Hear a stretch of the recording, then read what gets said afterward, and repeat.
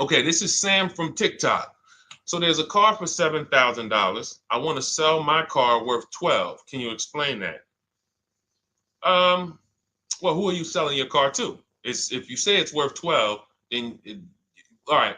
We only get offers to find out what our car is worth. We don't use algorithm sites because that's worthless. An algorithm site is a site like Kelly's Blue Book. You punch in your year, make, model, and in 3 seconds it tells you your vehicle's worth $12,000. Right now, we have companies that bid against each other. And what you want to do is you want to go on your computer, go to CarMax.com, go to Driveway.com, go to Carvana.com, go to AutoNation.com, go to Kelly's Blue Book Instant Cash Offer.com, and go to Car Gurus. All of them will connect you to somebody or some major buyer who pays cash for cars immediately. Literally, quick inspection, drop your check, and you're on to you literally, it's that simple. We are no longer at the mercy of private owners who are going to come by and look at our car and no one buy it and talk us down. There are extremely competitive buyers in the market that I've been telling people about since 2021 when we were cashing out. I was big on telling you guys during 2021 to 2023, during that whole pandemic run, cash out now, because the values of those vehicles will never see them again. So there are some people who cashed out, but that was also the beginning of showing people that you can sell to what is called institutional car buyers. And that is what stopped people from trading their cars. There are people who have learned from me, and maybe other people have mentioned this, that will never trade a car again because you're not getting the money that it's worth. So you go to those 6 companies, Sam, it should take you no more than 20 minutes. They're going to give you their best cash offers. And then you can sell to them and you can go buy something else. But what I want you to get in the habit of doing, everybody, is separating your transactions. What does that mean? Who you sell your car to is different than who you buy a car from. And you need to maximize each transaction. And you're never going to do that mixing all your transactions together, which is what most people do. They go into a dealer and they say, hey, I want to buy a car from you, and I want to trade my car into you, and I need a loan. 3 transactions. We don't do that. We separate them and we bid each one out using online tools. And that's how we get the prices we get. And that's how we pay less than everyone else. Okay. So the biggest thing, first thing, is go to those 6 websites: CarMax, Driveway, Carvana, KBB, Instant Cash Offer, AutoNation. And all of you who want to find out what your car is really worth, you go to these 6 websites, get your 6 offers, and then you'll find out what your car is really worth. We do not depend on any dealer to tell us what our car is worth at all. Okay? Shoot the next question up, Dolan. And you guys can continue to type your questions. We're bringing them in from all platforms. This is Terrell Taylor. By the way, everything that I'm talking to you guys about is out of my new digital book. It's called Cars from Home, 7 Steps to Saving Time, Money, and Avoiding Dealerships. Some of you may have it. If you have it, shout out to those who have it, and shout out to those who've used it to actually pay less than everyone else. And make sure I want you to be like Tiffany. Send me your deals. Send me your deals. When you get your cars, I want you to actually send me the results. Look, this is, oh no, that's not Tiffany. That's someone else who used the book. Look, used the book, got $175 a month less than her first quotes before she used the book. So send me, but you can get a copy of this book immediately for 75% off. It's normally $97. Go to my TikTok bio. You won't leave the broadcast, and you can have the entire blueprint. If you don't want to try to remember everything I'll be teaching you over the next hour, you can have the blueprint. You won't pay the $75. You'll get the 75% off. And we also have a comment pinned in the comment section for you guys on YouTube and on Facebook, and on Instagram. You go to my bio. So anyway, go get it, because it's only for 30 minutes. After the timer goes off, it's $97. It's still worth every penny. You can Google it. 5-star book. You can see all the people who rated it, all the people who's using it. This isn't a test. to do, but I want you to get it at 75% off. It's better to pay $24 than $97. Okay, Terrell Taylor. So you said, Terrell Taylor on YouTube said, I have $35,000 to $40,000 to buy a truck with. Should I buy a used or a late model new, 2022 to 24? So whenever we're considering a late model used car, this is a model like Terrell said that is 1 to 2 years old. Let me tell you why I don't like shopping for those first. I like to shop for a new price first. Whenever you are buying 1 or 2 year old used vehicles, you have to realize something. How do dealers get used cars? Trade, or they get them off lease, they buy them.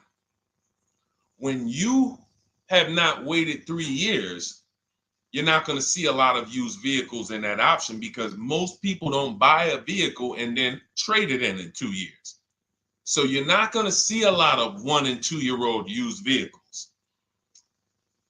I don't like that because when there's not a lot of a vehicle, the people who have that vehicle get to set very high prices that we have nothing to compare it to. And that's a recipe for losing and overpaying. I've had people come to me who are looking like you, and what I say is, I say, okay, shop for a new one first. I'm gonna tell you why. When you shop for a new one first, you get to see what the market value is. So take Sean. I'm showing Sean. Some of you have seen Sean. He got an F-150 Lightning XLT, $73,000 vehicle. Using what we teach and getting bids from home, using the Cars from Home system, he saved $21,000 on a new one. That was his best offer. He got multiple offers because we always get at least 5. So his best offer, he saves $21,000. If he had gone to look for a 1 or 2 year old one of this, he would have never known that the new ones he can save $20,000 off of if he shops right. Now, some vehicles, it might be $7,000 off, $10,000 off, $5,000 off. The point is, until you know what the new market is for a vehicle, you can't shop a 1 or 2 year old one. Because what happens if you shop a 1 year old version of what Sean got and he goes and he pays, he pays 65 for it because he thinks, or let's say 60. Let's say 60. A brand new one, 73. Someone else is charging 60. All right, it's 2 years old. Let me get that one. Not 15 grand off.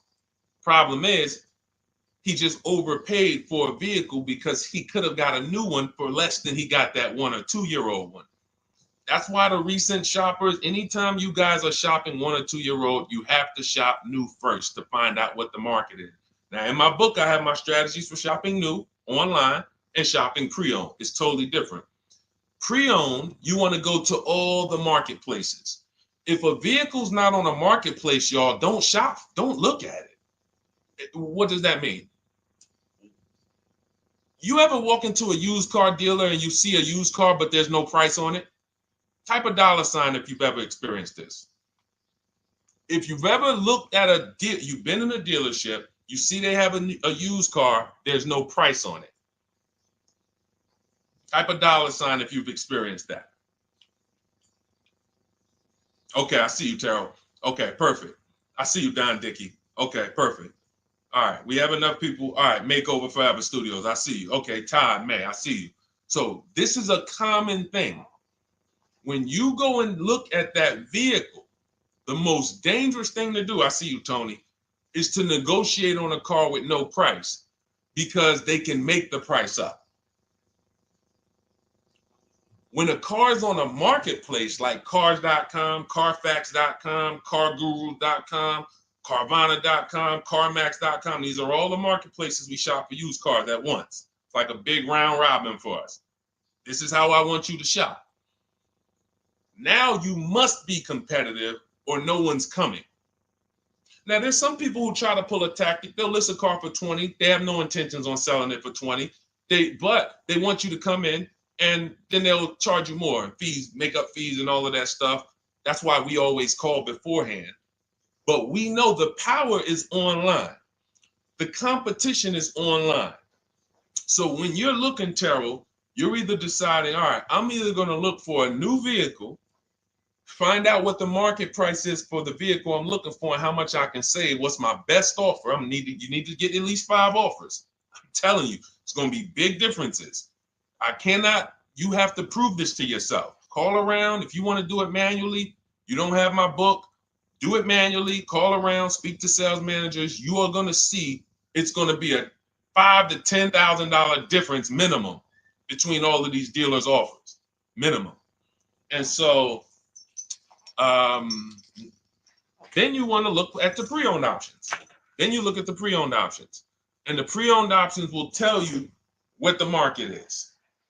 And so this is only for you who are looking at recent model cars. If you're not looking at 1 or 2 year old pre-owned, this doesn't matter. But those people have a little bit more budget, and that's okay. That's okay. But when you have a little bit more budget where you can look at a 1 or 2 year old pre-owned car, that means you have a little bit more money to lose if you make a bad decision. So that's what you want to consider, Terrell.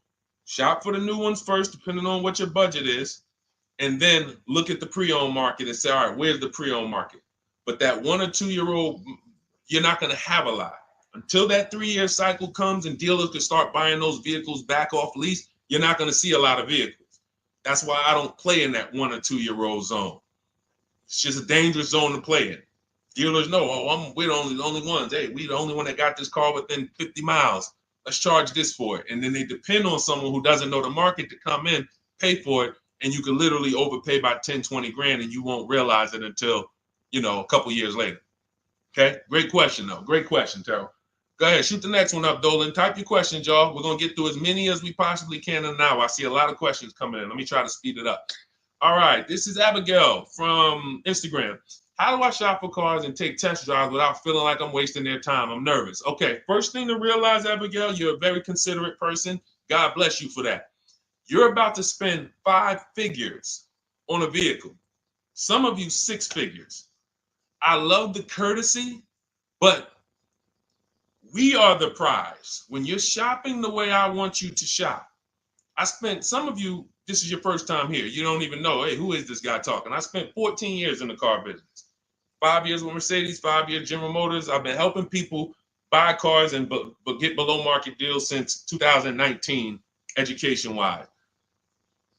I love it, but you deserve the experience. If you were walking into the mall to spend 15 grand, let's just call it 15 grand. How would you want to be treated? Like royalty, right? Right? So, but I'm going to answer your question, but I need your mindset. A lot of what we're discussing is going to be the right mindset. You are the prize. That's why I don't want you going to dealers begging for discounts anymore. I want you sitting at home making dealers bid. This is how we do test drives on new cars and leases. New cars and leases. This is how we do test drives. I have it in my book because it's that serious. You're either going to have a great test drive or you're going to have a horrible test drive experience. We call and we ask the dealer, who's the most experienced person there? Who does everybody like? Who's the person that, has been there for a long time, just has a great reputation? Oh, that's John. John is just, he's been here 20 years. Everybody loves him. Okay, can I speak to John? Hey, John, my name's Deshone. I'm interested in the Honda Pilot. I just like to test drive it. I'm in the process of deciding what I want. And, do you have this particular model? You have one there that I could test drive? John, because we asked for the best person, we're typically going to get somebody who is not going to lie, usually. Not a guarantee, but taking these steps, I know these guys. I've been in this dealership. I know most dealerships have one person there who has a good reputation and who cares about that reputation. If you're enjoying this content, hit the like button, y'all. And Keith, y'all killing the likes on TikTok. Shout out to everybody who's hitting the likes on TikTok, to double tapping the screen. Appreciate y'all. And shout out to everybody who hits the like button. When we get there, we meet with John. We test drive. John, thank you so much. Can I have your card? I'll leave you my information. And if this is the vehicle I want, I'll be in touch with you. Perfect. Oh, Deshone, we don't sit down? We don't think, no, we never sit down. I'm telling you that there are things you must unlearn about the shopping process if you're going to win. And what does winning look like? Getting the most money off in the least amount of time. There's no leverage that you have when you sit down and try to negotiate with a car salesman. Every single dealer around you that wants to compete for your business, you can't talk to them while you're sitting in one dealer talking to a car salesman. That's why we don't do it. We get a card. Thank you so much. Listen, if this is the one for me, I'm going to give you a call. Simple. Pressure's off. There's no pressure in our system. You can't pressure us. That's what I want you doing. New cars, leases, that's how you test drive. 20 minutes, you're in and out. And I'm a car salesman at heart because that's what I am by profession. I would never develop a system that would allow you to waste car salesmen's time. I just wouldn't do it. I developed a system that when our people go get cars, look at Ansley. When our people go get cars, Ansley just got his lease, 1% lease, $58,000 Infiniti. Look, started the process Saturday, accept the deal Monday, all by email. $58,000 car, he's paying $554 a month, no down payment. We have tons of these. None of these people spent, look at Jared, lease like a boss, $569 a month down to $520, Volkswagen Tiguan, no money out of pocket. Let's go to a purchase. Pierre, pre-owned car purchase, got his 2022 Mazda, got a 20% discount off the original MSRP. This is 30 minutes. We are not spending more than 30 minutes in dealerships. Who doesn't want to spend more time in dealerships? Type me if you're like Deshone. I don't want to be in dealerships that long. You thought you had to be in dealers to save the big money, right? You thought you had to be in dealers to save the big money. I'm showing you as someone who pays less than everyone and who teaches people to pay less than everyone. Look, Kimberly, $20,000 off a Maserati, shopping from home. Because when you can talk to more people at once, the discounts fly off. And you see that all these dealers want to compete. So what you want to do, the best thing you can do to not waste people's time, Abigail, is to shop from home the right way. Because when you shop from home the right way, you realize it's only a few things you need to be in the dealership for. That's your test drive. I just told you how to set it up. With used cars, we do it at the end. But we're only there for a second. In fact, when you go to pick up your car, they're going to tell you, thank you. This was one of the most easiest deals I ever made in my life. Because you came in, you emailed us, you knew what you wanted, you gave us the information we needed, we made you an offer, you knew what you were decisive. We have all these scripts. By the way, in my book, I have all the email scripts. You don't have to even think about what you're going to say. It's literally copy and paste, copy and paste, copy and paste, copy and paste when we're shopping for new cars and leases. With used cars, before I go to the next question, I want to hit on the used car process. Used cars, we must test drive at the end. We can't test drive used cars over here and then go and buy another used car over here. So what we do when we narrow our choices down on all these marketplaces to our top 5 favorite vehicles, we need to verify that there's no bogus fees. When I was shopping for my Infiniti truck, I narrowed it down to 4 vehicles. But I'm going to tell you something that's the most, who's bought a used car in their life? Type the letter U. I need you guys to program what I'm about to say into your brain cells for the rest of your life. Type the letter U if you bought a used car or if you plan on buying a used car one day. Type the letter U. All right, I see you, Michael. Don Dickey, okay. Terrell, I see you. Glizzy, Tony, okay. Lori, I see you. Victoria. Anybody who plans on this, let me tell you how. Okay, let me tell you how. All right. See, when I'm about to reveal big stuff, I got to kind of see how I want to say it. The marketplaces that we go to look at used cars on, They're never going to tell us what a great price is. And I'm going to tell you why. The only thing that matters, let's say we're looking at 4 white Honda Accords. 4, they're all white. These are the cars we want. We've narrowed it down. We're looking at 4. They all got similar miles, and they're asking price is $20,000. The marketplace is going to tell you what they think a good deal is based on algorithms. Based on all the vehicles listed on the market, this is a good deal. This is a bad deal. Here's what matters. How much was the original price of each vehicle? Why is this the only important thing? Because if we're looking at 4 white Honda Accords, but one of them was $35,000 when it was new, one of them was $39,000 when it was new, has a sport package, some special technology. One was $31,000 when it was new. One was $29,000 when it was new. What's the best value? What's the best value? You see how we clearly just went from, wow, all of these vehicles look the same, similar price, similar asking price. But once we found out, wait a minute, this one right here was $38,000 new. This one here has the cameras in it all around and the self-driving package, and it has the same asking price, or it's maybe $1,000 more. This is what I call the true value discount. The true value discount. And let me tell you why the marketplaces will never tell you this. Because if they advertise the true value discount, someone has to be at the bottom. In other words, when you're looking at Honda Accords, if you could go right to the true value, who's giving me the biggest discount off the original MSRP? That means the car at the bottom, they might be giving you no discount off the MSRP. We saw that during the pandemic. It was people selling, who remembers people selling Toyota Camrys, 3-year-old Toyota Camrys for the same price as they were when they were new?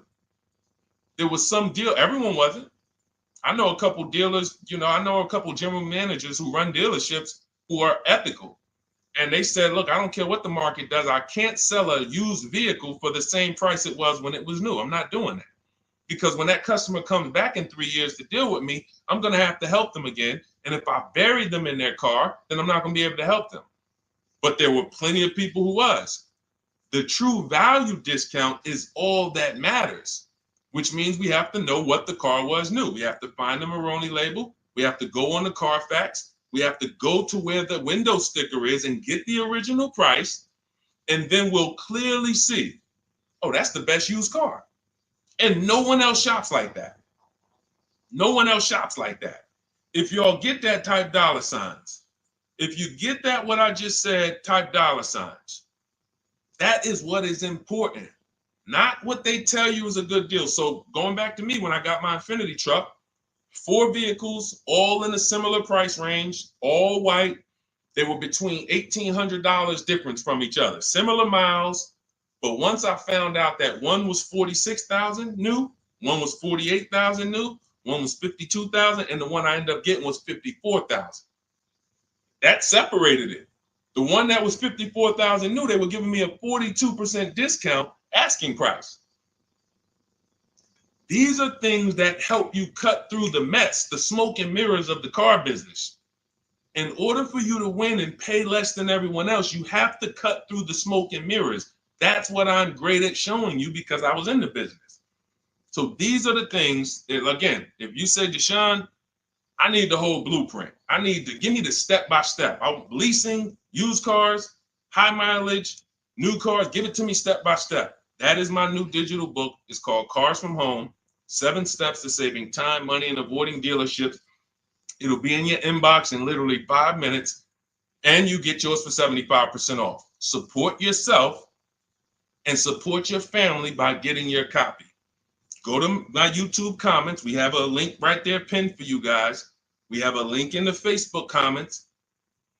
Get your book for 75% off for the next 30 minutes. You'll see a timer on the page. Now, if you're on TikTok, click that picture of me and go to that link in my TikTok bio and click the one that says 75% off to activate the 75% off link.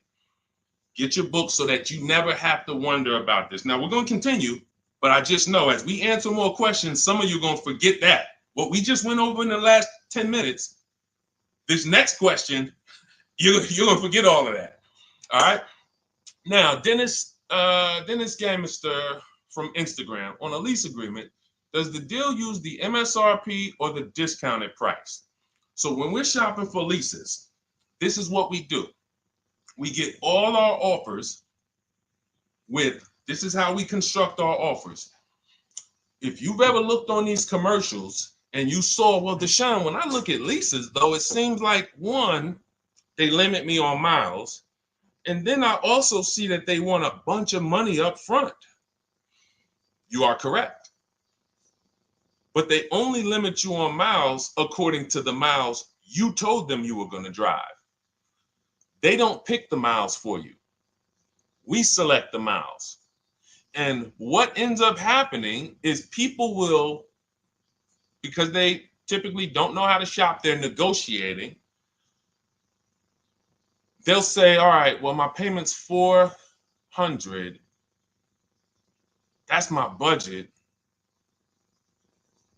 I drive more than 10,000 miles a year, but I guess I'll just take the 10. Instead of paying $20 more to get 12, they'll take the 10, and then they'll say something like, if I go over, I'll just buy it. Horrible idea. Absolutely catastrophic idea. Or if I go over, they blame the lease. They literally will get the penalty, get the bill for the 6,000 extra miles that they used, and they're charging them 25 cents a mile now, and say, man, this is why I don't want to lease, because they limit me on my miles. No, they didn't. To save $20 a month, you pick the lower miles. You can customize leases up to 15,000 miles if you want, 18,000 miles. Look at Jen. Jen just got her lease on her Honda. Hold on, where's Jen's lease? She got an 18,000 mile a year lease. Now, the way we shop is 12,000 miles per year, only first month's payment due at signing, and we shop it taxes and fees in the payment. Jen, her best offer on her Honda CR-V hybrid, which is one of the most popular hybrid crossovers in the market, she got $512 a month, 12,000 miles. That's a 1.3 lease. We'll talk about the 1% rule for great lease deals and the 1.5% for overpaying. She gets 1.3. She bumps it up to 18,000 miles per year. But look how much more, y'all. $50. So for $50 more a month, she, instead of driving 12,000 miles, she gets to drive 18,000 miles. And she gets to drive as much as she needs to for $50. Versus her saying, you know, I'm going to take the 12 knowing I don't drive 12, and then I'm going to get penalties and, again, blame the lease. The lease is custom. And the first time I learned about high mileage leases was when I was working at Hyundai. I was a manager at Hyundai for a short period of time. It was a highway dealer. The guy ended up going to jail. It was typical, like, you know, I've worked in some dealers, some phenomenal dealers, but this one was like, if you ever could imagine the prototypical highway scam dealership, I mean, this was it. So I was only there for 6 weeks, but I was a manager, and what I saw was I was taking care of this guy's lease who was just finished with it. He had 72,000 miles on it, and I went out there and I said, wait, you leased this? 72,000 miles? He said, yeah, I always lease now. He said, I used to come in every time I bought a car, my negative equity was ridiculous, $15,000, $10,000. I had to keep writing these big checks. And I just said, you know, let me switch to leasing. A customer taught me about high mileage leasing. That's why when I say car salesmen aren't trained, they're not trained. We learn things by intuitiveness and curiosity, and you know, we're not trained on finance and insurance and leases versus buying, none of that. You know, so anyway, I said, wow. And so I looked at his payment. This guy is only paying like $175 more a month, not even, to drive 25,000 miles a year. So if a normal Hyundai lease was $299, he's paying $450, $475, and he's driving 25,000 miles a year. Boom, drops it off, Boom. No negative equity, none of the trash that most high mileage drivers are dealing with. So when we are shopping for a lease, we have to shop with our template. Whenever you're getting your lease quotes, it's 12,000 miles a year, first month's payment only due at signing, taxes and fees in the payment. Assume tier 1. That's what we blast out. In my book, I have something called the 25 to 5 strategy. We connect with 25 dealers online. You use my email scripts, copy and paste. We're going to get 5 offers. This will take you. You saw Ansley. He said, I started it Saturday. By Monday, I accepted a deal. This doesn't matter. This is a 24, 48-hour turnaround to start getting offers on these vehicles. Now, once we're looking at offers, we take the MSRP. We take the monthly payment. We divide it into the MSRP.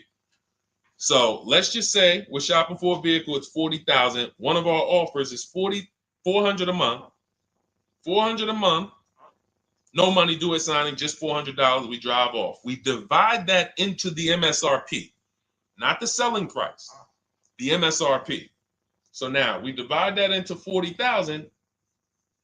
We can see and we multiply by 100. That's a 1% lease. The 1% lease rule has been around for the last 20, 30 years. If you could lease a vehicle and the offers is under 1% of the MSRP, it's a steal. Great value. Because a $40,000 vehicle with no money down to buy would cost probably $800 a month on a 5-year loan. So it's incredible value. It's a steal. You don't have to worry, am I overpaying? Nowhere near. You're still in the vehicle. And we have some people who shop from home using the car. If you're Deshone, do those deals really exist? If you're on YouTube or Facebook, you can see right now. Look, Greg got a 1% lease on his Kia EV6 Win, $527 a month, $56,000 vehicle. Look, Zafrina, $579 a month, $65,000 vehicle. Ansley, you saw Ansley's Infinity. Rosalie's Infinity truck. Right here. Look, it's paying $592 a month, $59,000 vehicle. 1% lease deals are out here when you know how to shop. Now, that's a steal. That doesn't mean that's the best. That doesn't mean, if I can't get a 1% deal. In order to get a 1% deal, you have to not just shop. You need major support from the manufacturer. The lease program has to be good. The rebates have to be good. The residual value have to be good. The money factor, which is the interest rate, have to be good. There's a lease program that no dealer can control. So when we get these offers, that's how we're judging them. Divide the monthly payment into the MSRP. In my book, I have a calculator that I created where we put all our offers into it, and then it spits out what we call counter offers. So we get 5 offers, 7 offers. We put them all into this calculator I created. Again, this is the best $24. If you get there for $24 before that 30-minute timer and you get your copy, it'll be the best $24 you ever spent. I hold myself accountable to that. You can Google the book and read the reviews. There's software that we created that that's how you're judging your leases. You're looking and you're comparing to the 1% rule. Now, when you get to 1.5%, we can't make those deals. We're paying too much for a vehicle that we're giving back. We have to see, there was no indicator before I created the 1.5% rule. As much as I love educating people on leases, the only people who should be leasing is if you're not keeping your cars 8 years. All of you long-term people who you keep your cars more than 8 years, don't think about leasing at all. You should be shopping for below market purchases. But if you're not keeping your cars 8 years, you're losing thousands of dollars not leasing cars. Depreciation is where you lose. Resale value is where you lose. So the 1% rule is what our anchor is, but 1.2 is great value. 1.3, great value. 1.4, good value. 1.5, good value. Anything over 1.5, now we're paying too much for a vehicle that we're giving back. So that's how we're judging. That's how we're judging and comparing our lease offers. And with the calculators that are in my book, you can literally do this in seconds. This stuff, these mathematical things that used to be complex, even hard for me to explain, when you're using the stuff in my book and you're seeing, wait, There's calculators I can do this. Boom, boom. Why don't these calculators exist on Google? Because anything that makes dealers compete, they're not going to make for you. They'll make stuff for you that allows you to see more and do this and make it easier and faster and connect to get a loan quick. But competition, any tools that create competition, they're not going to make those for you, because that's where the real money comes off when you make dealers compete. Okay, so you want your copy of Cars from Home, 7 Steps to Saving Time, Money, and Avoiding Dealerships. Click the picture of me on Instagram or TikTok. It's going to take you to my bio. You won't leave the broadcast.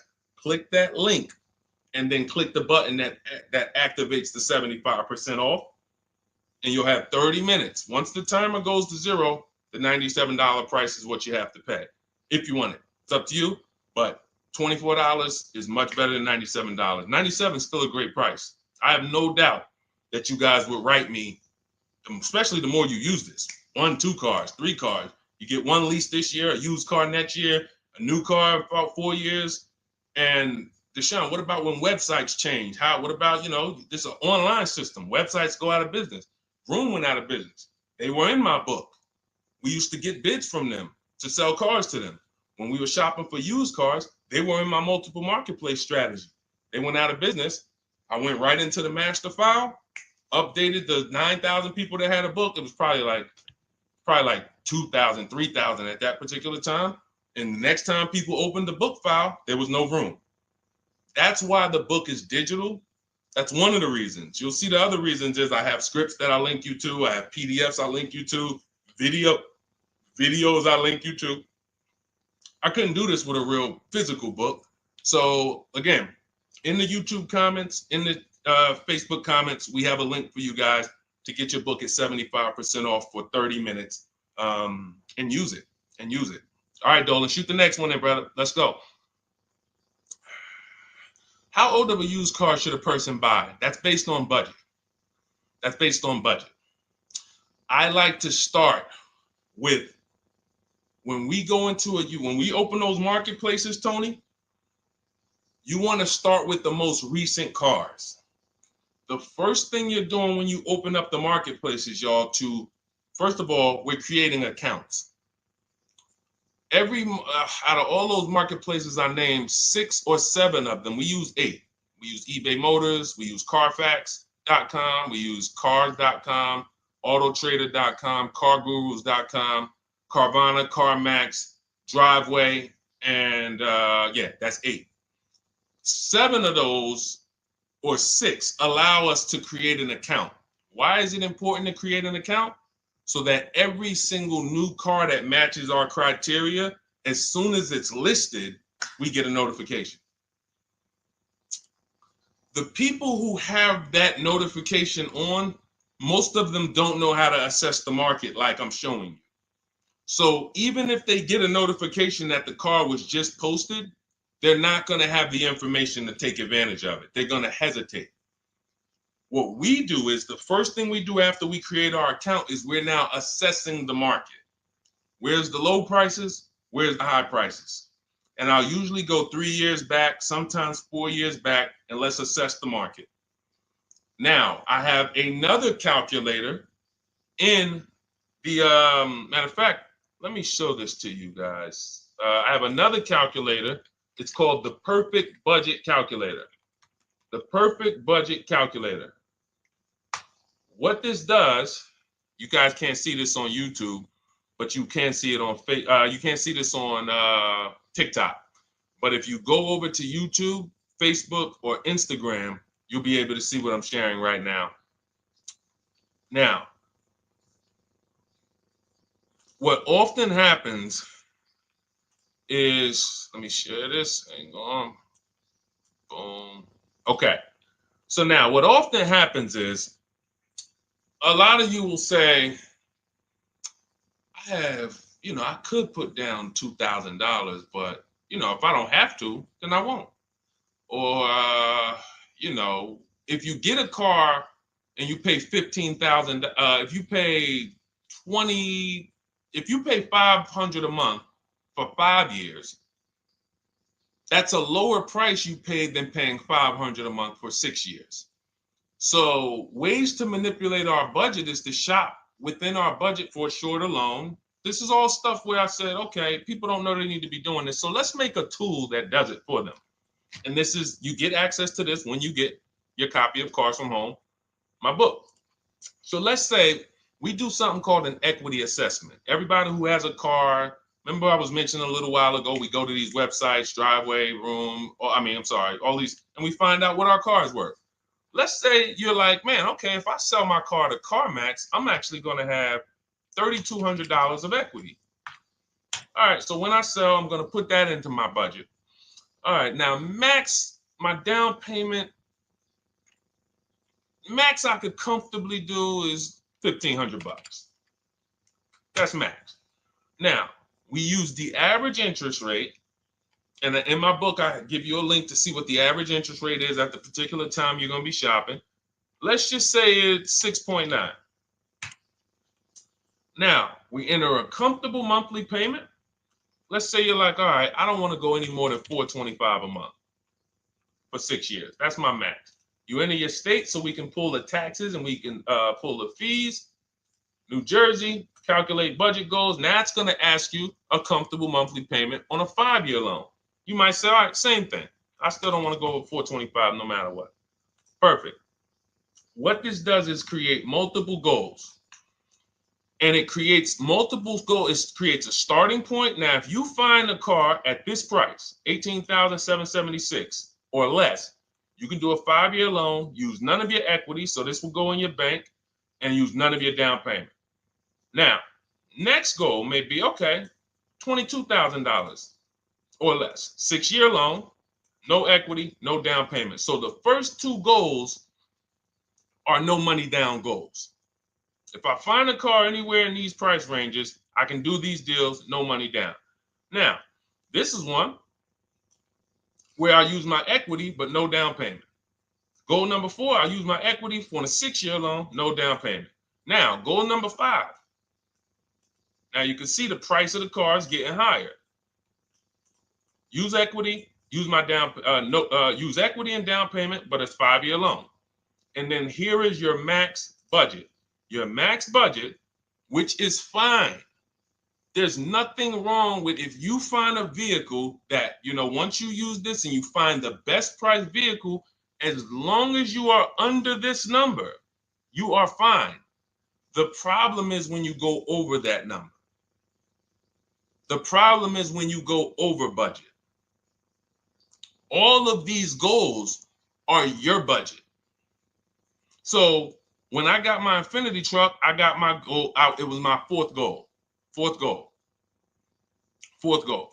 Now, this is how you make sure when you go out to shop, and look at the top. What does it say? You select your state determines the sales tax, will factor it in, give you precise figures. Now, you'll notice, what about the fees, Deshone? Don't all these cars charge fees? We've already factored in the taxes, and we've added $1,000 for fees. What is $1,000? The documentation fee and the motor vehicle fees. It's all in there. So you can go out and know that's my max budget. I cannot buy a vehicle, make a deal on a vehicle where my purchase price is more than $26,729. That's the perfect budget calculator. So there are certain things that I had to create. No one does them. Everything that I was referring you guys to, all the websites, I was doing this, and there was some things where I couldn't refer you to anything because it doesn't exist. We had to build it. So this is how we make sure we are shopping, whether it be for new cars, used cars, below our budget. And that's not how you make, but here's the thing. I need you, before we go to the next question, I need you to understand something. That doesn't make sure you pay below market price. You have to combine this with getting bids, because you can be within your budget and pay over market value. There's 3 types of prices you can pay for a car, whether it's a new car, used car, or lease. Did you pay market value? That's what everyone's paying. Average. Did you pay over market value? Our only deals we make are below market value. And the way that happens is through bidding and creating a marketplace around you where all these people are competing for your business. That is how you combine that with the budget. This will keep you below your budget, but it does not guarantee. If I gave this to you, all of you would be like, this is great. I'm never going to go over my budget again. But it does not, until you combine that with getting bids for whatever you're looking for, you still run the risk of overpaying, even if you're under budget. Okay? Clear? Type $ if you're all clear before we move to the next question. And there's no way for us to do this manually.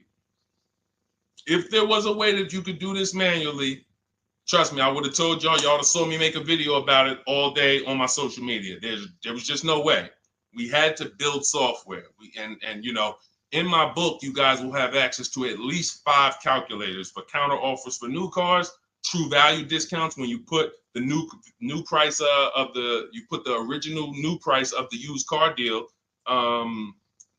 whatever used car you're buying, you put the new car price in, and then you put in the asking price, and it tells you the true value discount, perfect budget calculator. We have at least 5 softwares that I've custom built, and you know, to make sure you guys get great value. So again, you know, I didn't want to be the person who said, you know, you guys know, there's plenty of people who be like, man, the value I'm giving you guys, I'm gonna charge $2.99 for the book, whatever. The people who pay, they'll save the money.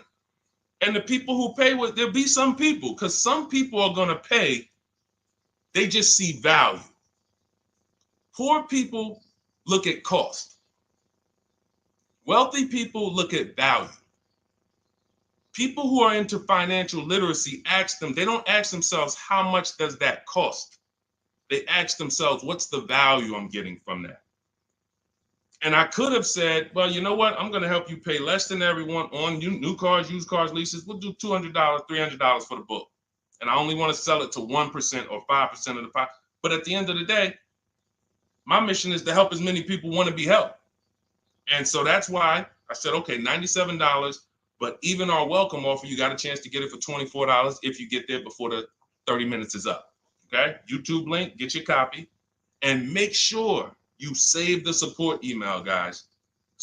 You see it scrolling across the screen. If, for instance, you don't get your book in 5-10 minutes, it's usually because you typed your email wrong. Reach out to my support team. They'll get you the book immediately. And soon as you pay, go to TikTok. Look, y'all see the links.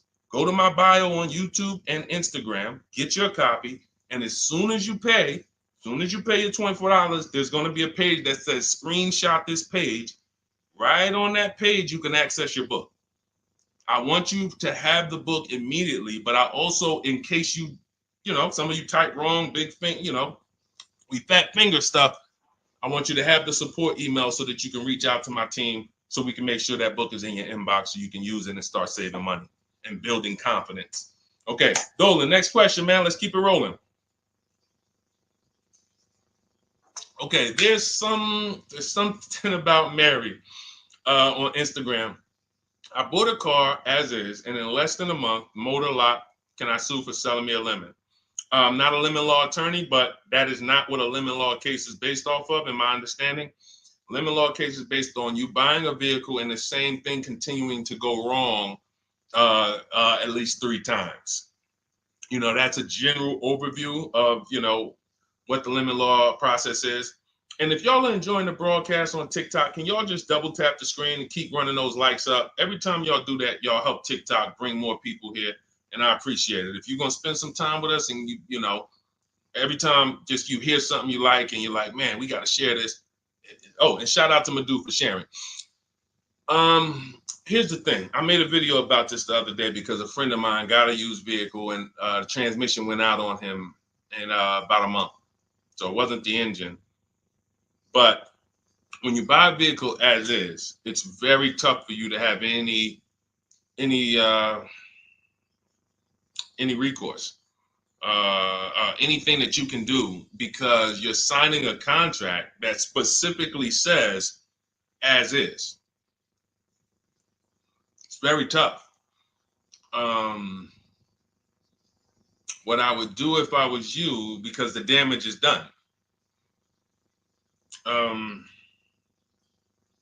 just find out what it would cost me to put a used engine in the vehicle, rebuilt in a used engine. You know, salvage yard. You need to, and especially if you're buying cars that you're paying cash and you're buying as is cars. These are probably cars that are under 10 grand, 12 grand. You need a mechanic. See, because that's a strategy. There is a great strategy called buying inexpensive cars and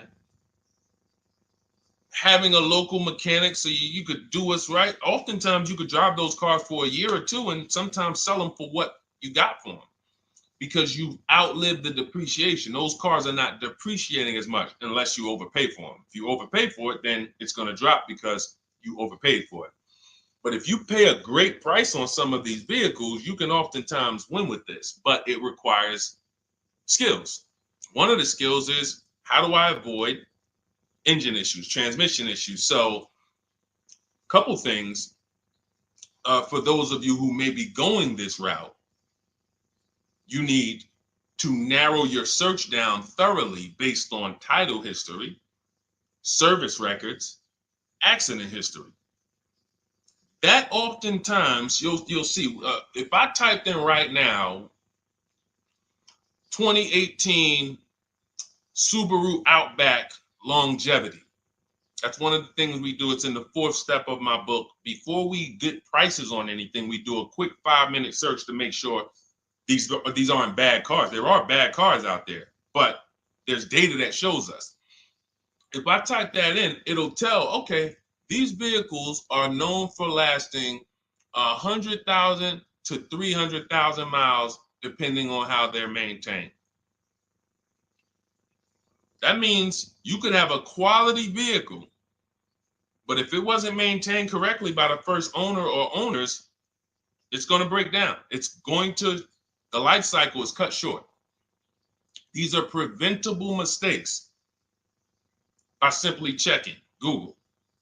Now, we narrow these things down based on title history, service records, accident history. Once we do that, I don't mind buying a 10-year-old. I bought a car that was it's my around the city car. I drive it probably 200 miles a month. I bought it from a owner in South Orange. He was a 98-year-old man. He's had it for 10 years and he knew everything about it. He leased it for 3 years, then he bought it. So he's really had the car for its entire life cycle. That's what you want because you're able to look and see the service records. I don't mind. We have to take the risk off of ourselves, and the risk off of ourselves with used cars to prevent ourselves from buying these used cars that are breaking down on people and they're always in the shop and, they're dying on the road and you got to keep the tow truck on speed dial.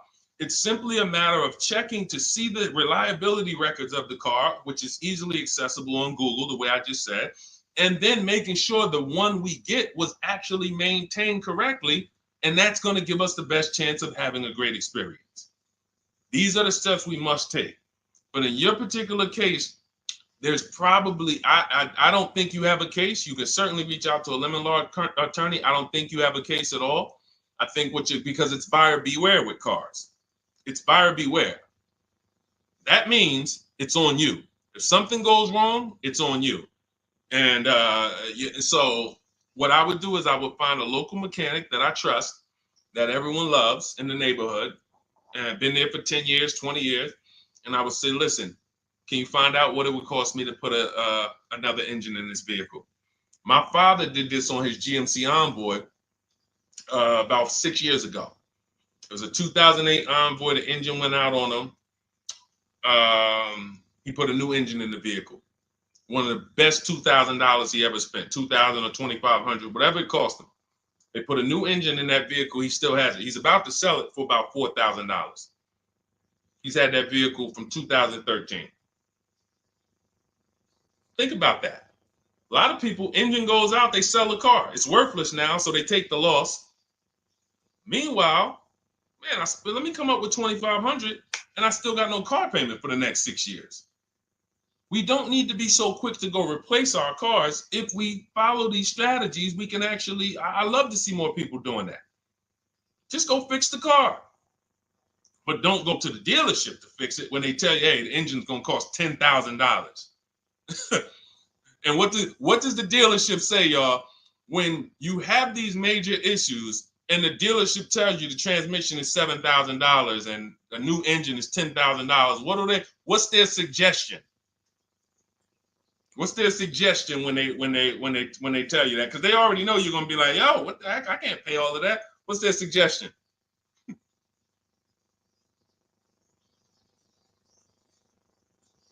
Let's see, let me give y'all some time to type. I just want y'all to know, like, this is how the system works. So I know somebody, look, thank you, Jay June. Trade it in. Thank you. You see how we can, oh, look, NY Anderson, buy a new one. So what they do is, exactly, Victoria, they're going to suggest a new vehicle. So if we know, now watch this, as your vehicle is worthless, you don't have any opportunity to put it on a competitive market to see, well, how much would somebody pay for that? They've already assessed the value and they want to structure your deal, have you take that major loss for that engine. They're going to put the engine in for a lot less than that and they're going to resell it, and now they sold you another car.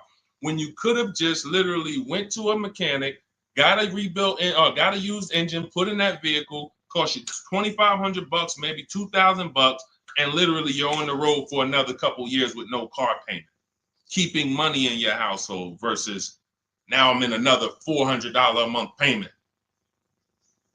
Okay? This is what it's about. And if you're like Deshone, well, I don't want to keep a car that long. We talked about you earlier. You shouldn't be buying cars. Because the keepers on here who keep cars 8 years, 10 years, who has a car they've had in their driveway for more than 8 years?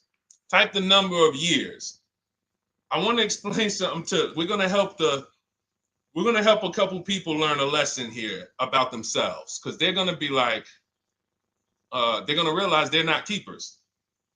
Look, look, we need to show people, because some people think, oh, I keep my cars a long time. I keep them about 6-7 years. We need to show that that's not a long time in the world of cars and depreciation. So Michael, 15 years. Michael got a car that he's had for 15 years. Let's go. Type the number of years you've had it if it's more than 8. Look, Vancia, 11 years. Let's see. See, a lot of people don't keep their cars. Look, NY Anderson said, I drove my last car 14 years. All right, Connie, 15 years. She has a 2004 Chevrolet. Tony on Facebook, 2006. Now, watch this, y'all. If you ask me, Deshone, what's the way to get the most money out of a vehicle? It's to do what they're doing. Tanaya, 9 years. No, Renata, not less than 8. Not less than 8. We're trying to put you into a different we're trying to help you see the category you should be in. Look, 9 years. Donna, 15 years. What's so important for y'all to see about these people is that they have beat depreciation. And that means whatever their vehicles are worth today, a year from now, they're going to be worth about the same. If their vehicles are worth $4,000 today, a year from now, they'll be able to still sell it for about $4,000. But the thing is, they're trying to get the most money out of it because the cost of replacement is expensive compared to what they're doing.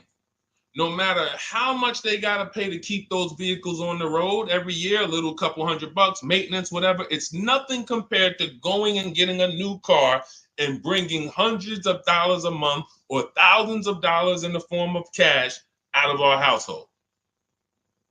And everyone's not going to do that. And that's okay. You should not be buying cars. You should be shopping for below market leases. Because again, there's 2 ways to save money. Do what the keepers do. You just saw all the keepers. We shouted out all of them. And the other way is to go in and not tie money up in the vehicles in the first place. When you look at somebody like Danielle, she's driving a $44,000 Audi, 2024 Audi A3. That vehicle is $800 a month to buy, no money down. $800 a month for 5 years, maybe $700 a month for 6 years. She's paying $550 a month. She didn't tie up the money in the first place. That's the name of the game with leasing. Bonita on her Telluride. This is also to show you it doesn't matter what the market does. The market could be up or down. We're going to pay less than everyone. This is Bonita. She got a Kia Telluride during the pandemic when everybody was paying ridiculous prices. That's why I show her 2022. Look at the date. She said, I'm driving my dream vehicle, $600 a month. People were leasing. And I know if somebody watching this and they're like, if you leased a Kia Telluride during the pandemic, you are not paying what she's paying with no money down. I know it. I know it. People were DMing me, Deshone, I want a Telluride. They want $900 a month for them. I know people weren't paying $600 a month, but she came in, used our bidding system, used the same strategies you're going to have access to in my digital book. She got $600 a month from home without being in a dealership. Her dream vehicle. This is how you win. You're either going to not tie up your money in vehicles, you're going to drive new vehicles that don't have problems because they're always under warranty and you're paying cents on the dollar compared to people purchasing, or you're going to be a keeper like Michael and like Donna and like the people who said, okay, I'm keeping my vehicle this long. That's why in my book, it's 7 steps. But the first step is to ask yourself how many years you're keeping your next vehicle. That is the first question I would ask you if you and I were shopping together. My first question to you would be, Michael, how many years you want to keep the next vehicle? 8 or more or less than that? If you said to me, Deshone, I'm going to keep it at least 8. All right, let's go for the purchase. New or used, depending on budget, but we're purchasing. We need to find a below market purchase. If you said, Deshone, I'm 6 years max. I can't see myself keeping a car more than 6 years. All right, we're going to shop for a below market lease. Because the money you're going to spend in a below market lease, when you get these below market lease deals, not commercial leases, not what you see on advertisements. Those are ridiculous prices. We don't pay those prices. None of these people that you see, Greg, Charles on his Palisade, none of these are advertisements. They're thousands less. But when you're putting money in the cars and you're driving brand new cars, this is how it was for me when I was 22. This started for me at 22. I was working for Pontiac and I leased a brand new Pontiac G6. It was $256 a month. $256 a month. It was like a $21,000 vehicle. Same time, I had a friend of mine. She got a I don't want to say it because she might be watching this, and this is no shot at her. I didn't understand enough to teach her back then because I was new in the business. She went and she bought, let's call it a Honda Civic. Now my car was bigger because the G6 was a mid-size vehicle. The Honda Civic is a compact vehicle, but she bought it. $20,000 vehicle, 22, whatever it was at the time, paying almost $500 a month. Like that's a $500 payment. That's what it is. So my young household, I got a newborn daughter.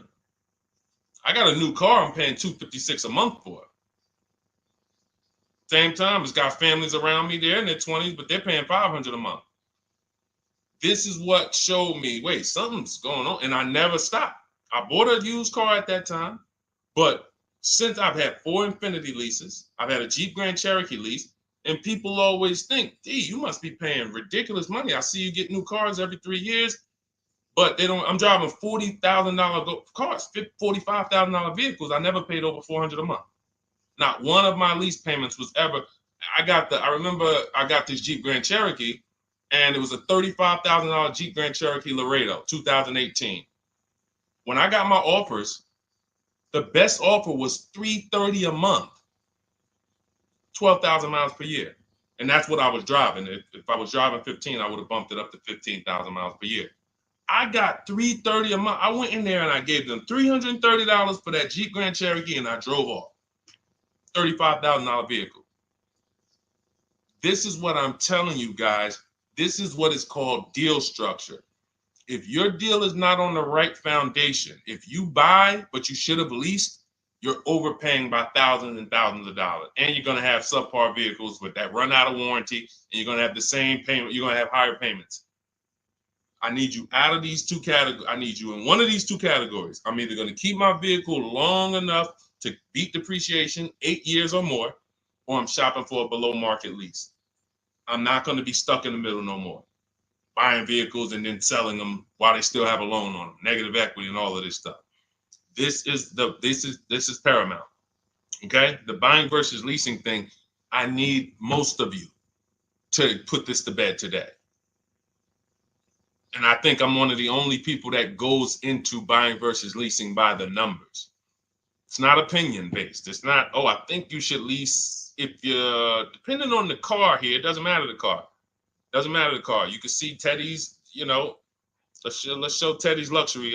Teddy got a BMW. Doesn't matter. He wasn't going to keep it 10 years. Look, goes on a BMW 2024 i4 M50. It's a $73,000 vehicle, $856 a month. $856 a month. Look, he said the dealer's initial offer came in at $937 using the counter offer calculator. Using the counter offer calculator, he counted at $829, $856. If you just jumped on the broadcast, I showed you some of the calculators that I created that are in this book. In my book, there's a reason it's 5-star rated. There's a reason people that you can go read what your peers say about that book. Get your copy for 75% off. It's in my TikTok bio. Click that picture of me. Click the link. Same thing on Instagram. Go to my bio. Click the link, and you'll see a button that activates the 75% off book. And if you're on YouTube or Facebook, it's in the comments section. 30 minutes only. Get your book so you can have access to all of this. Unless you just have an incredible memory and you can remember everything we talked about over the stream, but none of you can. I know none of you can. That's why, I couldn't even do it. It's just too much. We're talking about used car strategies, new car strategies, lease strategies. You guys, you're not gonna remember all of that. But anyway, let's go. All right, I think we got time for a few more. Go ahead, Dolan, keep it rolling. Make sure you guys screenshot the support page. As soon as you pay for your book, the book is on the thank you page. Remember that. I don't want you, I send you the book 2 ways. As soon as you pay, it says access your link below, open it. You can click it and save it right to your phone or computer right then and there. If you do not save it right then and there, make sure you screenshot the support page or use the support email that's scrolling through the screen. This is not for questions. Do not send me general car questions here. I don't answer questions by email. That is strictly for those of you who have your book and you're like, or you paid for the book and you're like, okay, where is it? It's usually because the email was wrong. That's okay. Hit that support email so that my team could send you the link out so that you can have your book today and start digging into it and using it. Even if you're not shopping right now, you can still map a plan out. Go ahead, Dolan, shoot the next question up.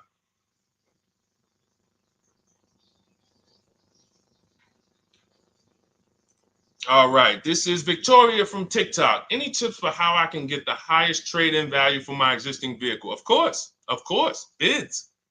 Bids. First of all, you just said a curse word. You may not know, but we don't use that T word here because you're never going to get anything. You're not going to get a max value for anything trading. We are fortunate that we have the opportunity to get bids from cash buyers in the market. And I'm not talking about cash buyers like Facebook Marketplace where a person, it's one of your neighbors from your town coming to look at your car. I'm talking about institutional cash buyers. People who cut a check instantly and, they do an inspection. That Jeep Grand Cherokee I sold to CarMax, they were the highest bidder 3 years ago during the pandemic.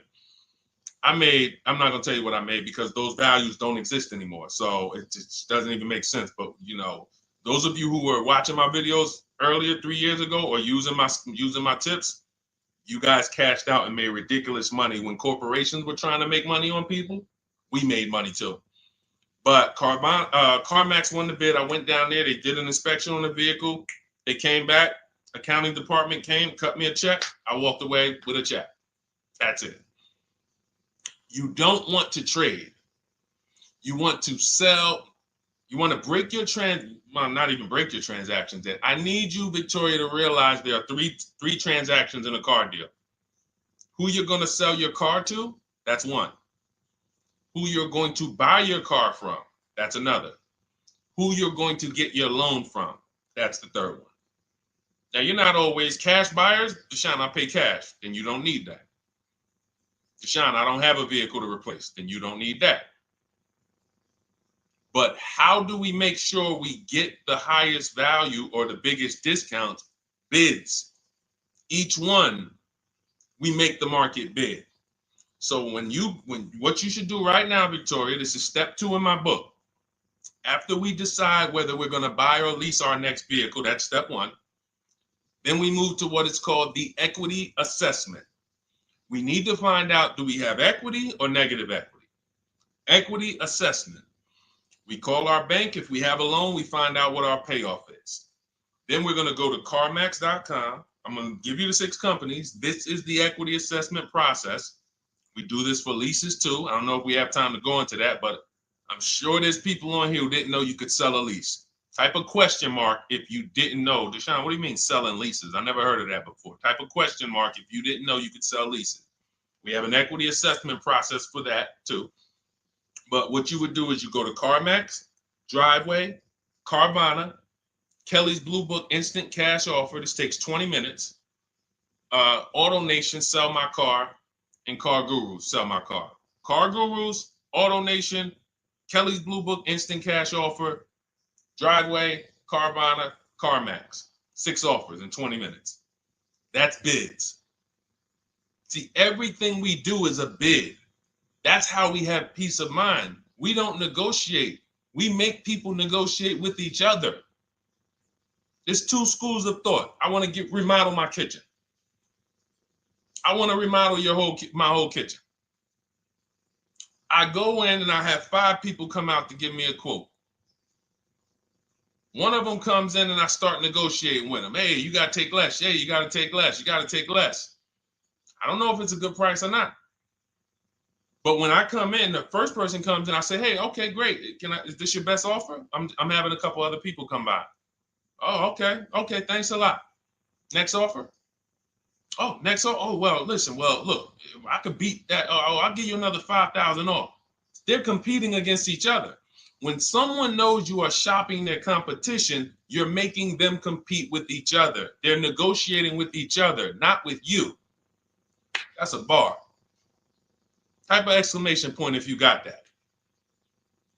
When people know you're making them compete with their competition, they're negotiating with their competition, not with you.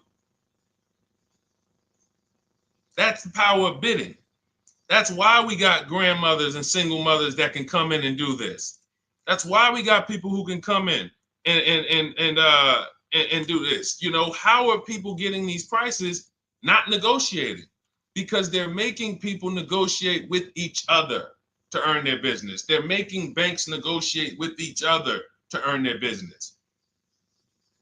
It's a beautiful thing. Banks and dealerships depend on you not making them compete. They want to negotiate with you and try to make you imagine and make you think, well, that's the bottom. That's the bottom. And you think that's the bottom, but that's only their bottom. Their competition's bottom is different.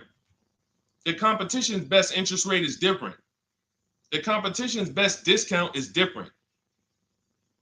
And why is what we do so easy? Because we're right here in our houses. That's why our entire system, our company, my book, our mindset is called Cars from Home. Cars from Home. It encompasses everything we do. Cars from Home. So that's what you do, Victoria. First thing you do is you go to those 6 websites, get your 6 cash offers, and that's going to be higher than any dealer you would ever consider trading the car to. Guaranteed. And this also allows us to eliminate the fake emails we get. All of this stuff is computer generated. I know you guys get these emails. Hey, Deuce, great news. We need your 2016 Kia Optima. We have a customer looking for it. We'll pay you $2,000 over MSRP. Who's gotten those emails? We'll pay you $2,000 over Kelly's Blue Book. Who's gotten those emails?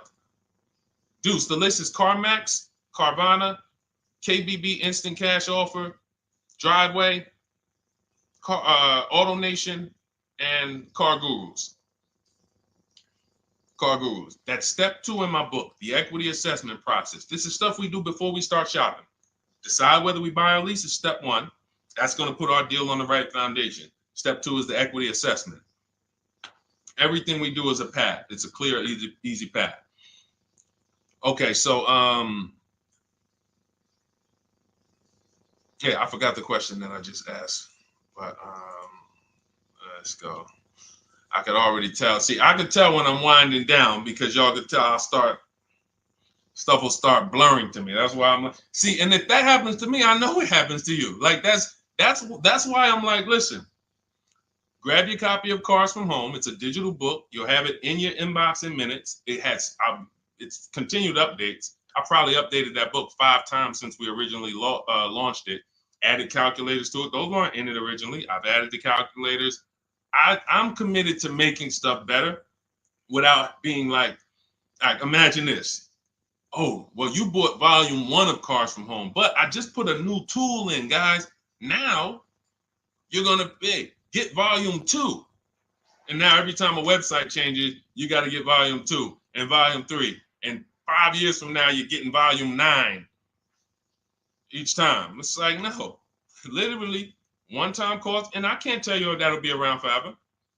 I can't tell you that. I can't tell you 3 years from now, I'm going to be giving free updates of the book. I don't know. But I know today, that's what it is. Everyone who gets their book, you get free updates as I update the book. Because there's value in that. There's value. I could send an email out to people every 3 years and ask them, hey, did you enjoy the book? They're going to say, hey, yeah. Well, here's the thing. My new version is this. There's value in that. It could just be $24. They're already a believer. Someone who used the book's already a believer. So they'd be like, yo, the new version, oh, I'm about to shop again. $24. I'll pay it again. It's the best money I ever spent.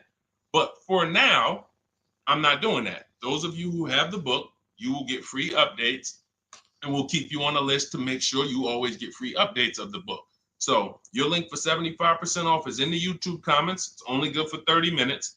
It's in the Facebook comments, and it's in my Instagram and TikTok bios. Click those links in my bio. Click the button that says 75% off my new book. Get there before the $97, before it goes back up to $97.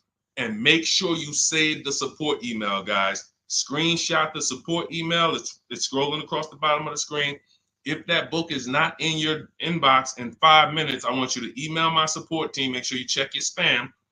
And I also want you to, as soon as you purchase, you'll see, I say, hey, access your book below. So there's a link where you can click, open it up, get your book immediately if you want to download it, but I also email you a copy.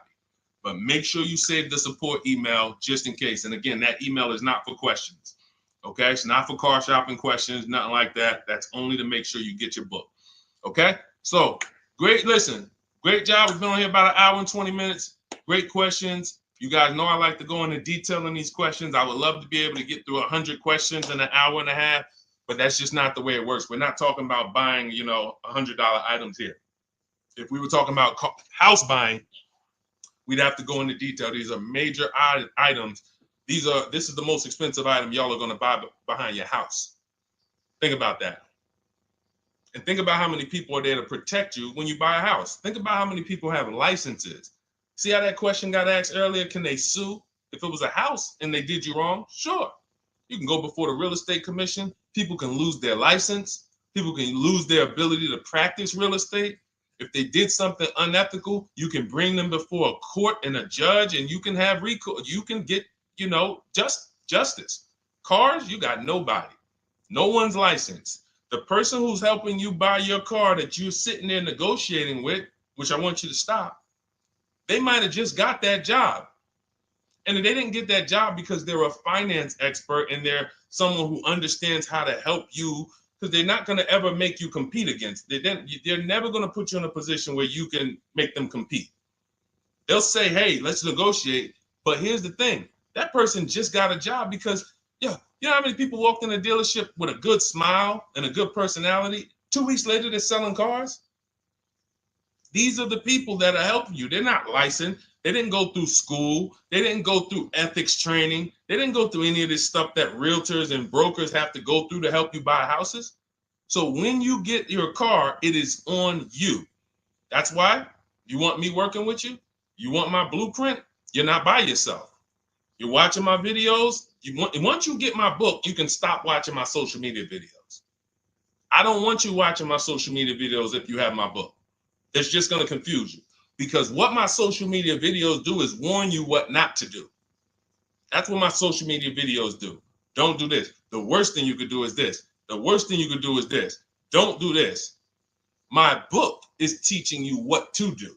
It's telling you what to do. It's not an education book. It's a do this first. Step 1, do this, do this, do this. Step 7, hey, congratulations. We're taking delivery.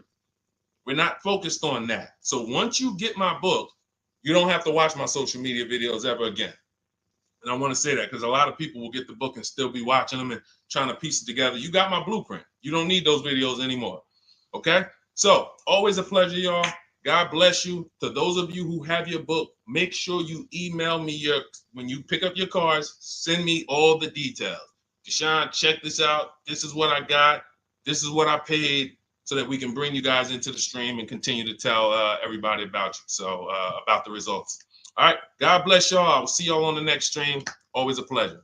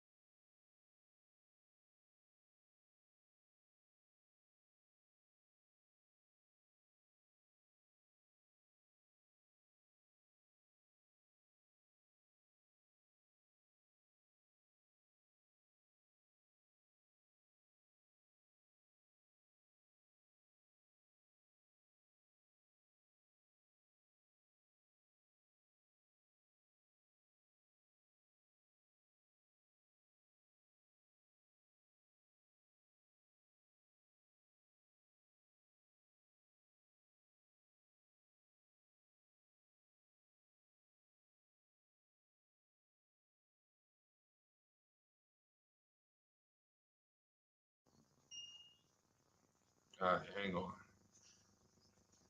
Welcome to Car Shopping Questions and Answers. We are going to be going deep on all your car shopping questions.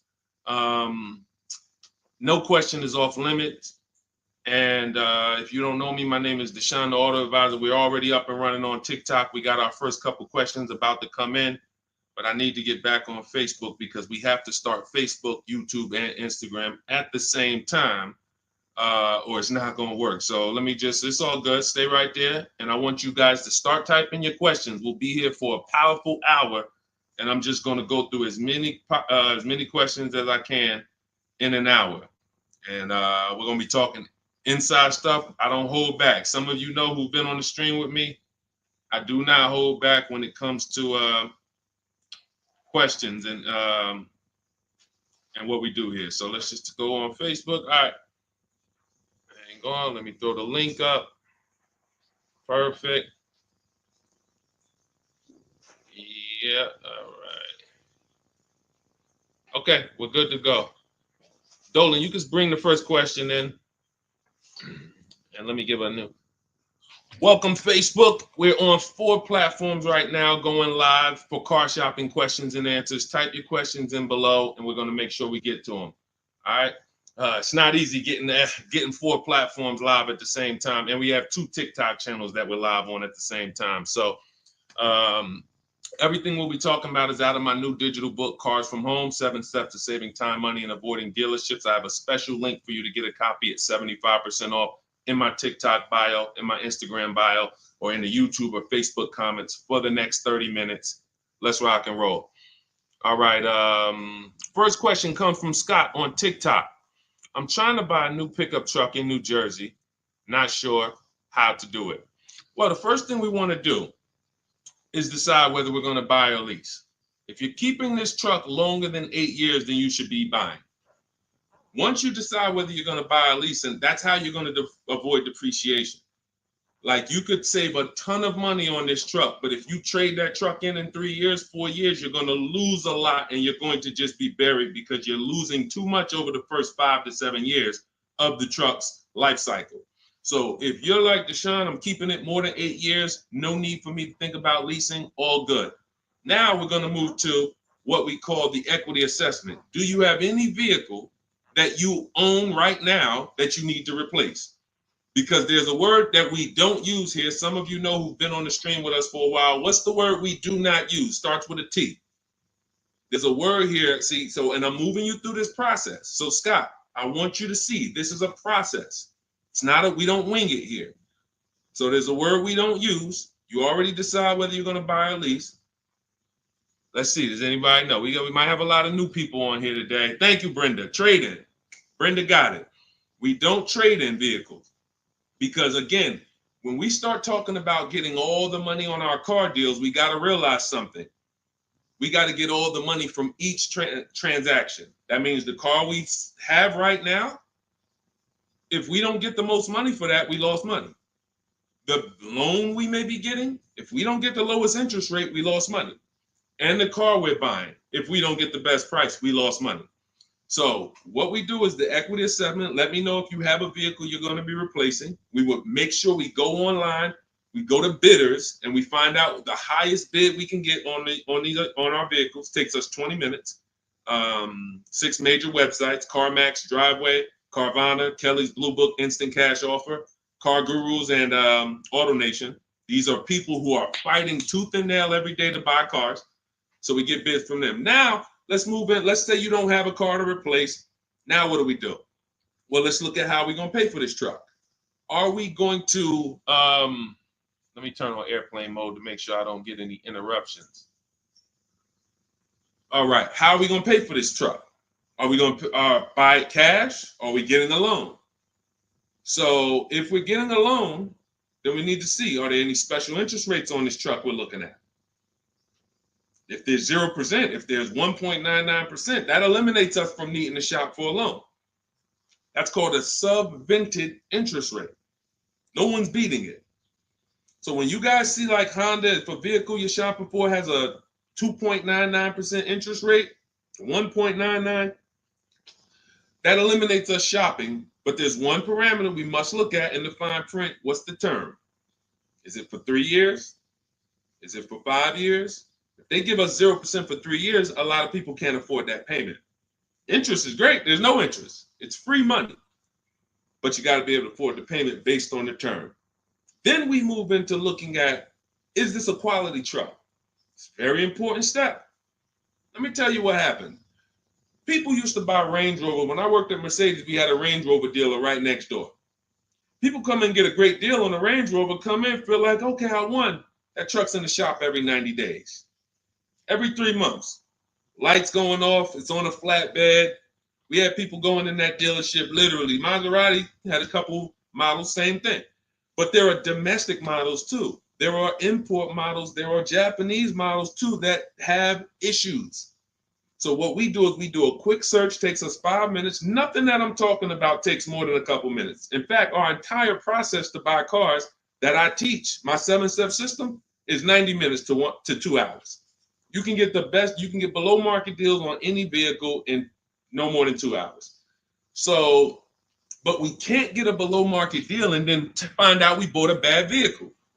That means we lost. So whatever truck you're looking at, you would type that truck into Google and you would type, for example, 2024 Chevy Silverado, and you would type in initial quality. Initial quality, guys, is going to tell us what the data says about the vehicle in its first 90 days.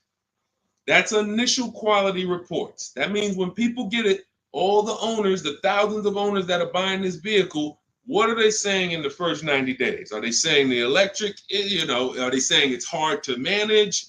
It's too complex, there's issues. Initial quality we look at and we skim Google to see if we see any red flag articles. Then we switch initial quality to reliability. Reliability is what are people saying the first 3 years? Does this vehicle have a history in the first 3 years of having issues? Maserati owners who was buying these Ghiblis and buying things back in the day, the Quattroportes that were having issues, they would have saw that. And they would have made a decision not to buy those vehicles. These things, this 5-minute exercise prevents you from nightmare ownership experiences. Paying less than everyone is one part of this deal, guys, of what I want you to get. That's one part of it. Getting a quality vehicle is the other side. And you can't have one without the other. Great price, not a quality vehicle, we lost. Quality vehicle, we paid market value or above market value, we lost. So we need to get both. So then once we find out, okay, the vehicle I'm looking for, it has great marks, there's no red flags, now we move into getting offers. And very simple, we get offers right from home. That's why everything I teach is called Cars from Home. Cars from Home. It's a mindset and it's also a process. We sit down here and we contact dealers online. I have something in my book called the 25 to 5 strategy.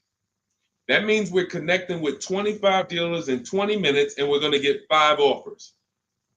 It is important that you must get 5 offers because 4 of them are going to be overpriced. I can guarantee you that.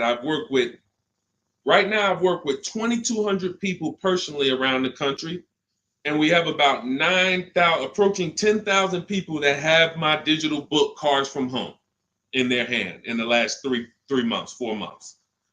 So when we look at the data, not to mention I shop myself, you know what I'm saying? I've used this. I know you may think every dealer has the same price. They're all different. They're all different. That's why your best deal, and pay attention to what I'm about to say. In fact, hit the share button if you're locked in. Share this with one friend because one friend might be out there shopping right now, overpaying. All right. Oftentimes, the dealers that are the closest to you are not going to give you the best offer because they think they own you. I'm going to say that again. When a dealer sees your zip code come in, when I was in the dealer, we used to get we call them leads. Anyone in sales, you know the term leads.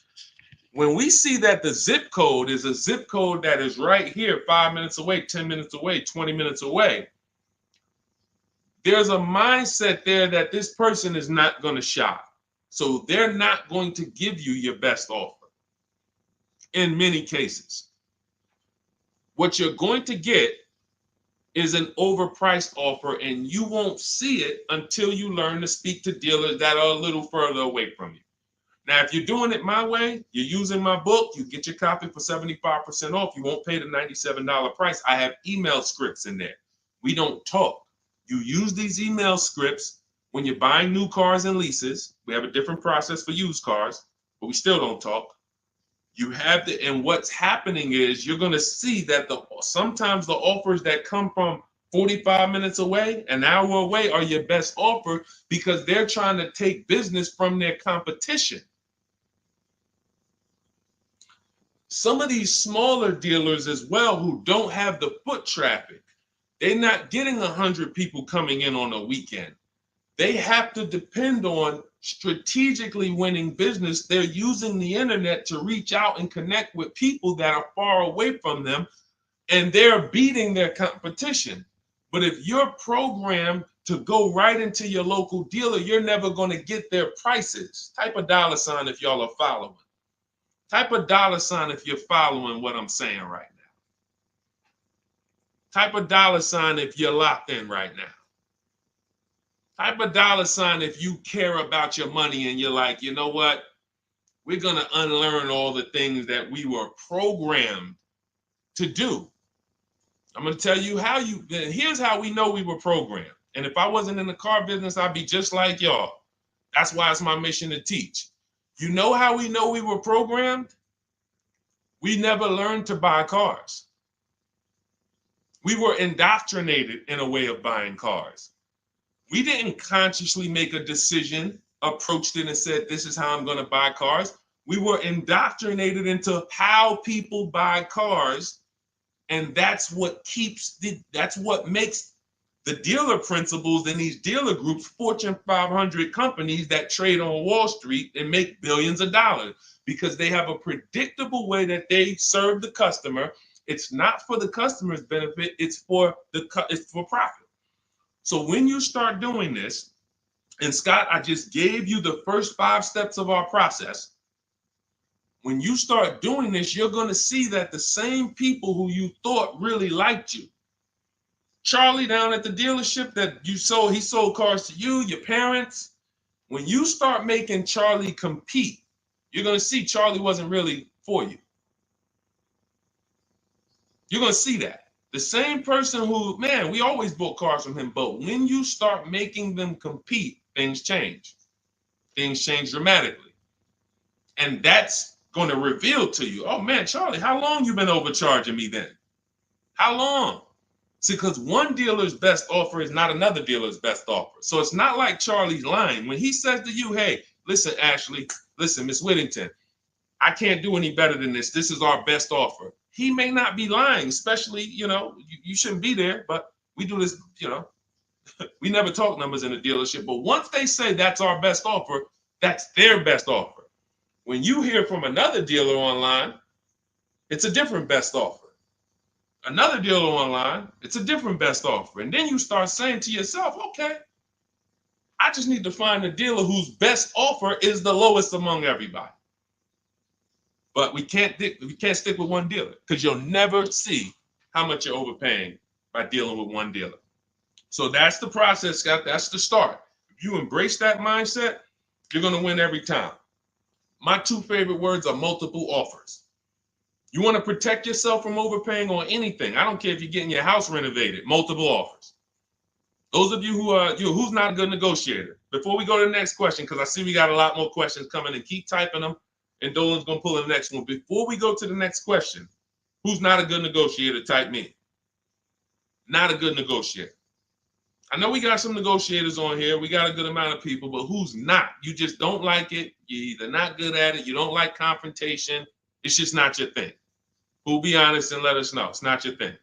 Okay, I see you, Brenda. Okay. All right, I see you, Tony. Okay. I see you. Let's go. Okay, we got a bunch of negotiators. Okay, I see you, Michelle. Okay, they're coming in now. Okay. Multiple offers is, you never have to be a great negotiator. If you embrace multiple offers, you never need to be a great negotiator, because what happens when you start getting multiple offers, you're not negotiating with the person trying to sell you something. You're making them negotiate with the other people trying to sell you stuff. Big difference.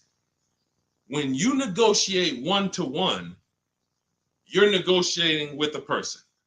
When you make other people get bids and you get multiple offers, now those people are negotiating with each other to win your business. That's how we have deals. That's how we have people like Danielle here, who she got her Audi. She's paying a ridiculously low payment, $550 a month, $44,000 vehicle, no money down. That's how somebody like Sean saves 20 grand off of his F-150 Lightning here. Wrote me in. Now pay attention. Pay attention to what I'm about to tell you about Sean's deal. What's so important is he saved 20 grand, 21,000 off his new F-150 Lightning. But here's the big thing. When I asked him about the deal, I want to find his post. He said to me, no other dealer, I want you to see this. He has shopped locally. Where are we? I think this is it. Okay, hang on. Okay, I'll tell you what he said. He had to go 150 miles out to get that deal. He had to go 150 miles out to get that deal. So what you're going to see from most people who learn from me, and you'll be this way too, you're driving an hour to pick up your vehicle, but it's a great drive because you know the money you saved. You don't mind driving an hour to pick up your new vehicle when you know that I'm saving $5,000 on this hour-long trip. All those other dealers close to me that felt like they owe me, none of them wanted to make me this offer. But this one deal over here, He's beating them by $5,000. I remember this young lady in California. She was buying a Volvo, and she had to fly. She called me. She said, Southern California dealer made me the best offer. They beat my highest offer in Northern California by $4,000. All the offers I got, the best one in Northern California, this dealer in Southern California beat it by $4,000. I said, so what you gonna do? She said, I just got the plane ticket. It was $70. I said, that's what I would have did. So we have to go to where we're saving the money, y'all. This is a one-time thing. You buy your vehicle from who's making you the best offer. You service your vehicle from where it's most convenient. Two big differences. All right, go ahead, Dolan. Shoot the next one up. Everyone who just jumped on, this entire stream is sponsored by my new digital book. It's called Cars from Home, 7 Steps to Saving Time, Money, and Avoiding Dealerships. It's already 5-star rated. You can Google it. For the next 30 minutes, you can get your copy for 75% off. It's my entire blueprint of leasing step-by-step, getting below market leases, getting below market purchases, getting below market pre-owned deals step-by-step, making banks bid for our business step-by-step. Now, 30 minutes only. After 30 minutes, the price goes back up to $97. So you can click the link in my TikTok bio, click that picture of me, or click the link in my Instagram bio, and come back to the broadcast after you get your book. As soon as you pay on that thank you page, I want you to screenshot that. There's a link to open the book right there. So not only will I email you a copy, on the thank you page, you click a link, and that book is right there too. So, and then for those of you on YouTube or Facebook, we have the link showing below. Link in the comments for you, and Facebook, you guys will see the floating link. So 30 minutes, get your copy. You won't pay the $97 price. You'll get yours for $24, and you have everything step by step. You won't have to remember any of this or watch my social media videos anymore. Okay. Scott says, dude, just wondering if you've heard of the Ford Flex Buy program, and if so, what are your thoughts? Well, let me do a little research on this. Hang on, because we can find out if this is going to be good for you or not. Let me tell you how easy it is when you figure this, Scott, when you grab this mindset, when you unlearn this. Hold on, they're saying they couldn't hear me on TikTok. Okay. Well, as long as you could, well, I know you guys can hear me here. We're on 2 TikTok channels right now. So let me see here. I'm pretty sure. Give me a, before we hit this question, let me make sure. Can you guys hear me on TikTok right now? Type yes. If we don't want to continue and people can't hear us. So let me know. But I see, these are the people I love right here. I love people who say, I'm going to get to it. Hopped off of TikTok, because we're on 2 TikTok channels, and now on Facebook. She said, I'm getting to this information. I don't care if I got a skim platform. I love it. Okay, so we're good. It must be just this one TikTok channel then that we're having issues with. So it's all good. Let me close this one out, and then we'll keep it moving. Okay, so this is how easy it is to find out if something's worth it or not. Does it make people compete for my business, or does it try to lock me into something? The competition is what saves us money, which is why none of these websites you're ever going to see is going to create competition. I'll tell you about the used car websites. They're not creating competition. I'll tell you that. See, I don't want to skip this, but let's check this Flex Buy program, and then if we have time, I'll explain to you why those used car marketplaces we shop on, it's not competition. They're trying to sell you on variety. But let's check the Flex Buy program, and let's see how this works. Okay. So what is Flex Buy? Flex Buy is a unique payment plan for qualified buyers. Ford Flex Buy program payments start out lower, gradually get higher after 36 months. The Ford Flex Buy program takes the rate on a 60-month traditional loan and extends that rate to 66 months. The first 36 months of the loan, the payment will be lower as compared to the 60-month payment. The last 30 months of the loan, the payment will be higher than the first 36-month payment. Although every reasonable effort has been made to ensure the accuracy of the information. Okay, hold on. Let's see. I'm going to tell you what I don't like about this already, and I need more information. If this is in any way adjusting to the market rate. I'm talking about if the bank says like think about an adjustable rate mortgage. Some people have had a fixed rate and some people have had an adjustable rate mortgage.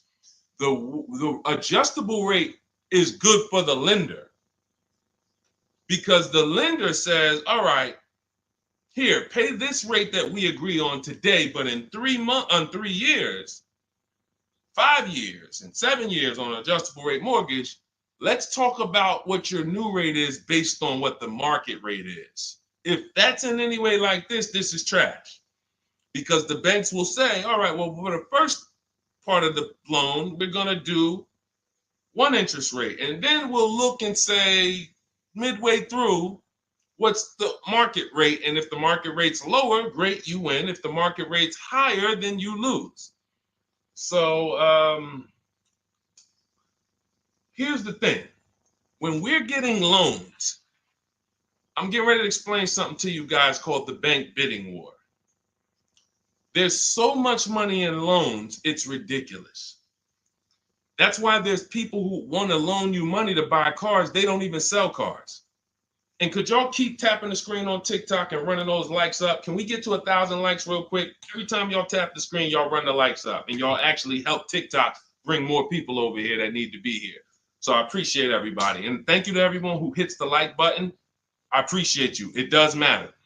Now, the credit bureaus in the United States allow you to do something called rate shopping.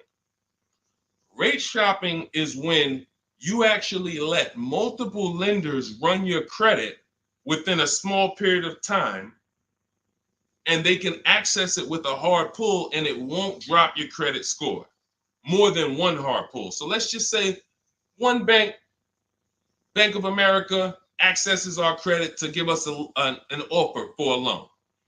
It may drop our credit 9 points because of the hard pull. If we shop within the rate window, we can have 50 banks at credit unions run our credit, and it's going to affect it the same 9 points.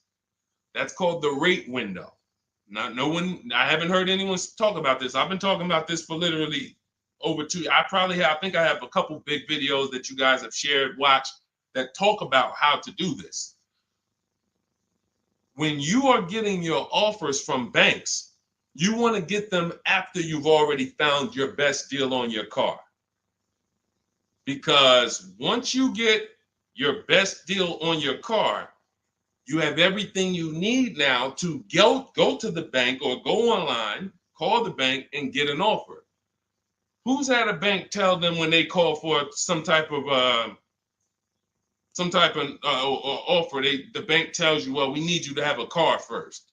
Who's had that happen? You call and you're coming and you're shopping for you're trying to get a pre-approval or something like that, and the bank tells you, well, we need what car are you buying? We need the car details.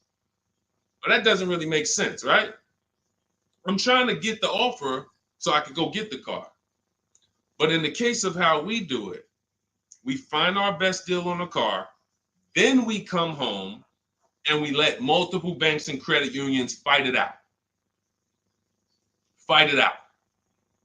Because I guarantee if this Flex Buy program doesn't allow you to shop for your rate and compare whatever rate they're going to offer to whatever rate you're going to get, you're going to lose with that program. And all they want you to do is see that, hey, well, we're going to give you flexible payments. They're trying to hook in people who just like, hey, that sounds good.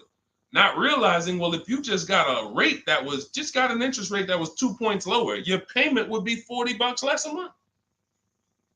So interest rate shopping, guys, is extremely important. That's why when you get my book, I give you what's called the Bank Bidding War Blueprint.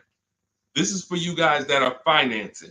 I haven't added that to my book yet because I haven't had a chance to go in and restructure it. Every time I update the book, every time I come up with a new idea or a new website comes up, I update the book. I don't charge you for that. So websites go out of business. Room went out of business earlier this year. Websites go out of business. I'm not going to charge you for each time something changes because we use an online program. But what I did was when you get your book, you get the book, Cars from Home, and then you get the Bank Bidding War Blueprint. All this is the strategies we use to make banks and credit unions bid. I need you guys making people bid for your own sake, for your confidence, for your empowerment, for your experience. You're going to feel like I'm the prize. I'm spending $50,000 here. Why the heck am I begging people to sell me a car? Who's ever felt like they're begging people? Come on, can you take off another 1,000? Come on, can you drop it by $50 a month? Come on. You're begging people. Meanwhile, this is a 5-figure transaction. So when you flip the tables like we've been doing, like all of the people, if you're on Instagram or if you're on YouTube, you can see all of these people. You can see Zafrina, you can see Jared. Look at all these deals. People posting their numbers. Teddy, Rosalie. How does Rosalie get a 65? How much is this vehicle? How much?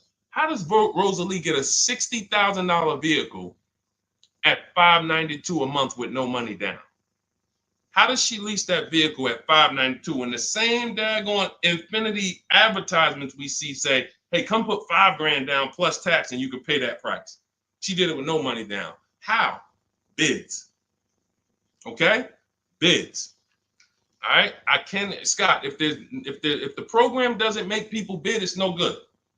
I don't care if it's flex buy, X buy, friends and family. If it's not making people bid, it's trash. It's for them, not us. Okay?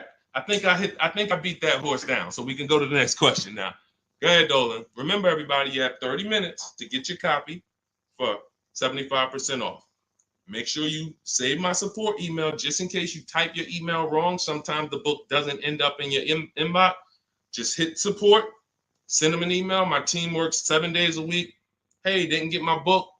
They'll get you a copy. We want the book in your inbox. We want you using it immediately. All right. This is Lorraine Celine.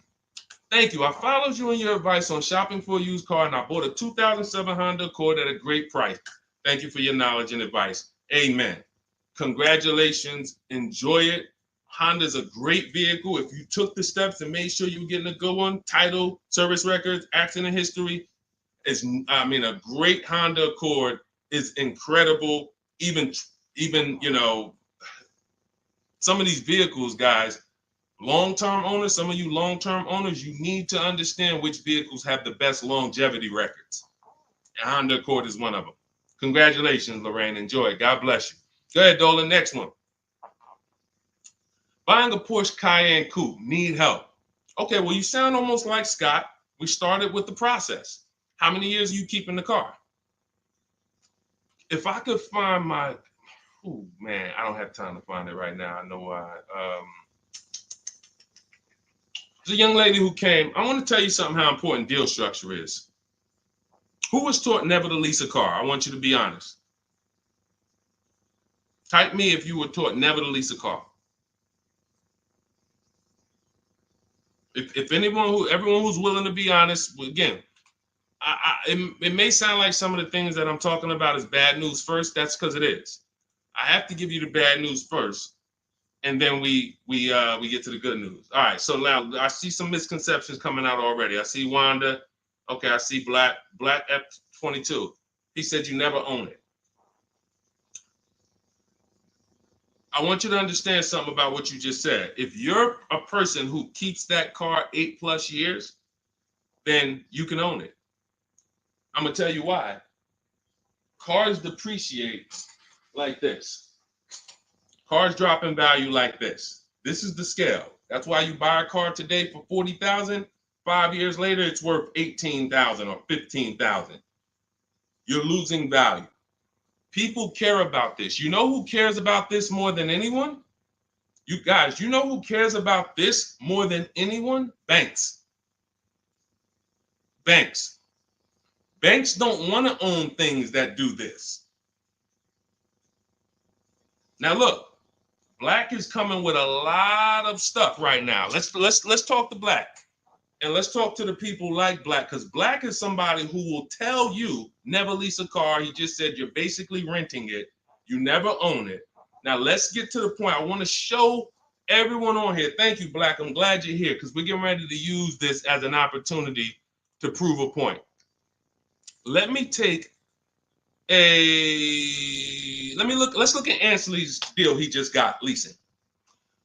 And we'll talk about mileage. You can build lease mileage up to 30,000 miles per year. So it doesn't matter. First thing people think, well, leasing, they limit you. No, you pick your mileage on a lease. You choose the mileage. I've had people who lease 30,000 miles a year, 25,000 miles a year, 18,000 miles a year. You pick the mileage.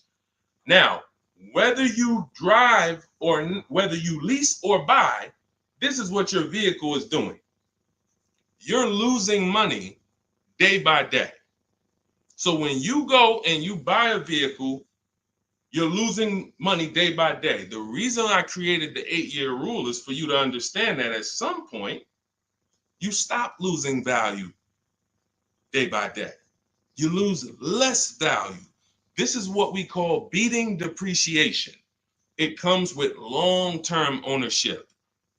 But let's look at Ansley's deal so that we can put this leasing versus buying to bed and show you how many of you have overpaid by thousands and thousands and thousands of dollars that you can't get back listening to people who tell you leasing is renting and all of these horrible financial terms. Let's go to the numbers. So Ansley gets a 2024 Infiniti truck. It's a $58,000 truck. If you're watching on Instagram or YouTube, you can see this. It's a $58,000 truck. Guys, some of you know because you've seen some stuff, every $5,000 on a loan is how much per month? Every $5,000 we borrow on a loan, 5 years, is about how much per month?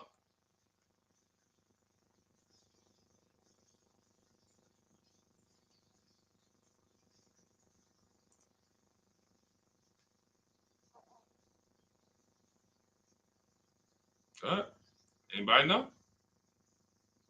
Thank you, Michelle. $100. Told you, shout out to the people who tapped in, locked in, locked in.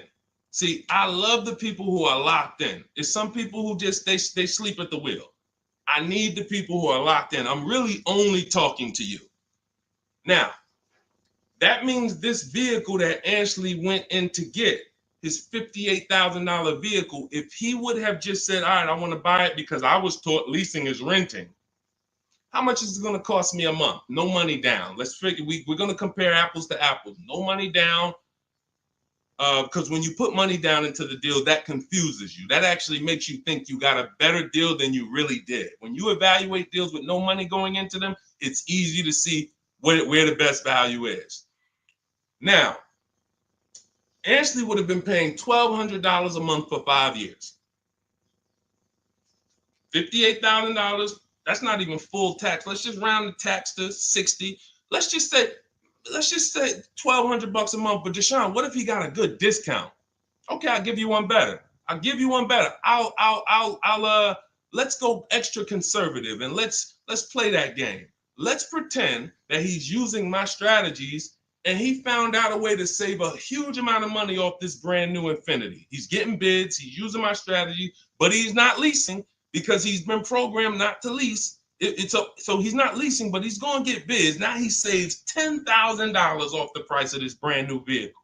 $10,000. So instead of financing 60, he's financing 50. What's his payment, everybody?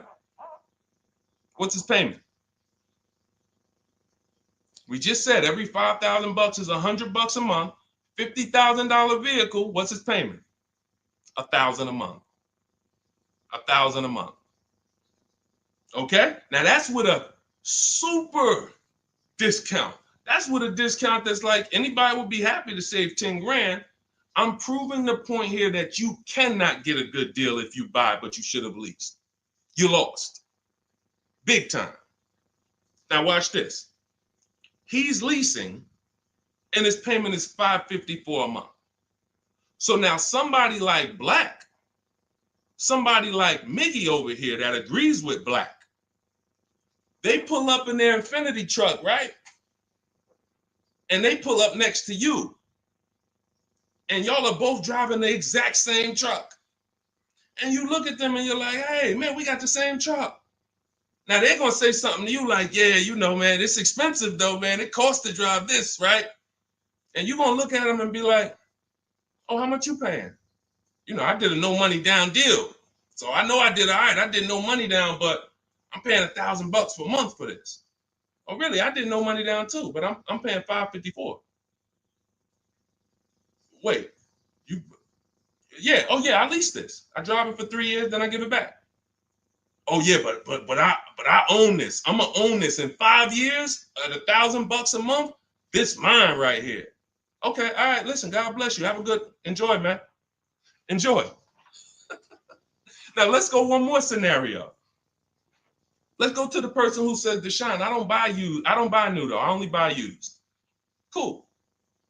Let's say you pull up in your new lease that you just got. And again, everyone shouldn't be leasing. That's why step 1 in my book is called the 8-year rule.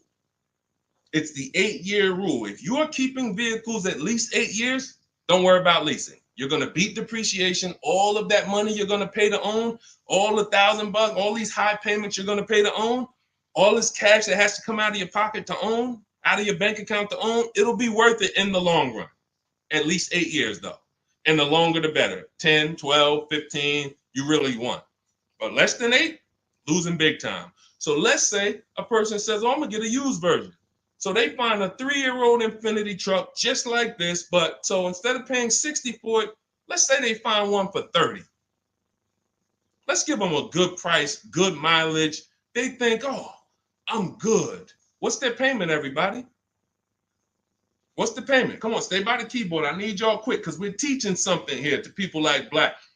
They might not get it. I pray that they do, but they might not get it. But the people who are locked in financially, the people who understand financial literacy are going to get this. If every $5,000 is $100 a month and they buy a pre-owned version for 30 grand, what's their payment? Thank you, Michelle. 600. 600.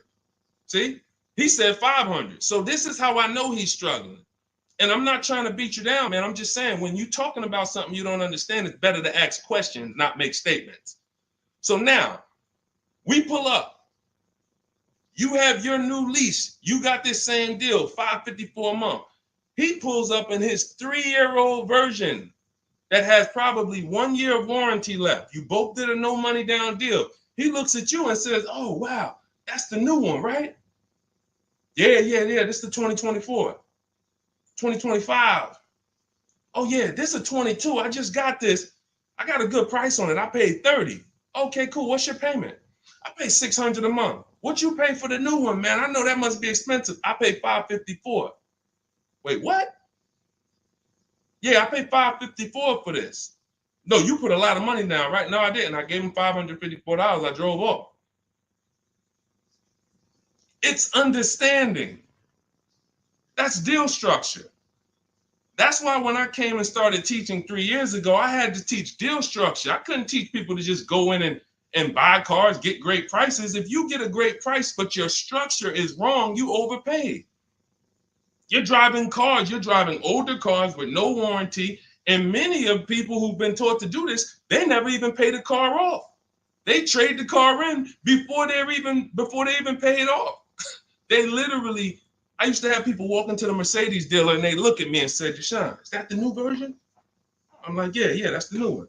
He's like, I got 3 payments left on this. This one, as soon as I pay it off, I'm coming to see you for that one. So this is a person who paid these high payments because they wanted to own. They thought they were going to own. As soon as they get their title, it's like running a marathon. Oh, these high payments, these payments are so high, but one day I'm going to pay this car off. And then as soon as you get to the end of the race, you go start another race. It's horrible. It's horrible. And so that's why we don't move into any other step before we get to the buy versus leasing. That's why it's step 1 in my book. So we can sit here all day and compare numbers. There is no comparison to a person who's getting great lease deals versus a person who's buying. It's not even close. We're driving better cars. We're driving, they're usually always under warranty. We're paying cents on the dollar when you know how to get below market leases. I'm not talking about these commercials y'all see. That ain't nothing. We don't pay those prices. None of these people, look, you think Zafrina, who got a Jeep Grand Cherokee lease, and she paid Look, she's paying $527 a month. She's paying $527 a month. Oh no, that's Teddy. Hold on. You think Zafrina, who's paying $579 a month for a $66,000 truck, is ever going to she's not going to let this bad information get to her anymore. She's driving a $66,000 truck. So again, now let me, before we go to the next question, I'm going to just read some things from Black because he's over here typing. And I do want to give him the courtesy of reading because we just used him as a teaching moment. I think everyone learned. If you just got what I just taught about the leasing versus buying, type $sign. Just type $signs. If you got that point of me, see, no one talks to you about payments. They say things like never lease, always do this, always do that. But they never talk numbers. The reason why we go straight to the numbers is because the numbers don't lie. They say men lie, women lie, numbers don't lie. So when we go to the numbers, shout out to everybody. I see y'all. I see y'all. I see you, Wanda. I see you, Tony. I see you, Michelle. I see you, Megan. I see you, Brenda. I see you, Federico. That's the name of the game, is putting your deal on the right foundation so that you know, again, like I said, banks don't want to own vehicles. Think about that. Banks don't want vehicles that are not bringing income in. They don't want a depreciating asset on their books because today it's worth 40, tomorrow it's worth 39,800, the next day it's worth 39,700, the next day it's worth 39,600. That's what a depreciating asset is. They don't want them on their books in the short term. They're in the short-term business. And some of us are in the short-term business too. The only people that are winning long-term with purchases are those of you who keep your cars 8+ years. Because you beat depreciation. All right, so Black said, nah, bro. Okay. Keyword, no money down. You put 10 to 20% down, then it's a different story. You can't make this stuff up. Let's go. You cannot make this stuff up. Watch this, y'all. Watch this. I just compared 3 no money down transactions on the same vehicle. 3. New, used, new lease. 3, no money down. I'm telling people that when you don't put money down, you can clearly see what you're really paying. You can clearly see what you're really paying.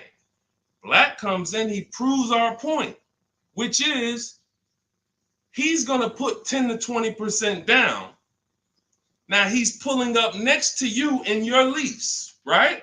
You're $554 a month, brand new, fully warranted, all the latest and greatest features. Now he puts 10 to 20% down on that's $10,000 to $12,000. Think about this.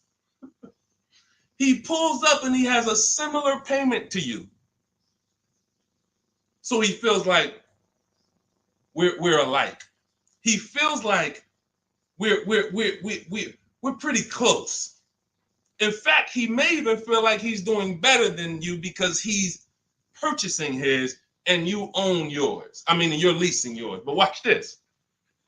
What about that $12,000 you gave him? What about that $12,000 you gave them? That's how people forget. That's why everything in the Car From Home system, when you get the book, you're going to see everything is about shopping with zero down, looking at offers, and then choosing, do I want to put money down to lower my payment? Money down does not buy your deal. I made a video about this. Some of you have seen it and shared it. People who make a down payment and think they got a deal. You have a deal before you put your money down, or you don't have a deal. A deal means I shopped all my offers, and then I found the dealer who was going to discount the vehicle the most. Now, how do I want to pay for that? Do I want to get a loan? If I'm getting a loan, what do I want my payment to be? Now I'm going to manipulate my down payment based on what I want my payment to be. That has nothing to do with the deal I got, but somebody like Black or people who move like him, hopefully we can help you get over these mindsets. But you have some very, very strong convictions, and you're confidently incorrect. That's dangerous. It's dangerous to be confident and incorrect. Dangerous to yourself and your family and your friends who will listen to this. If you are putting money into deals and thinking that you got a deal because your payment ended up being affordable, you in no way can win. First of all, you're letting the dealer manipulate two things: the price of the car they're selling you and the interest rate that you're getting from them exclusively. If you were just separating your loan from your interest, from the purchase, you would see that that's a losing strategy. You can't compare a person who's driving a brand new vehicle paying a low payment to a person who's paying the same payment but gave the dealer $12,000 to get to that payment.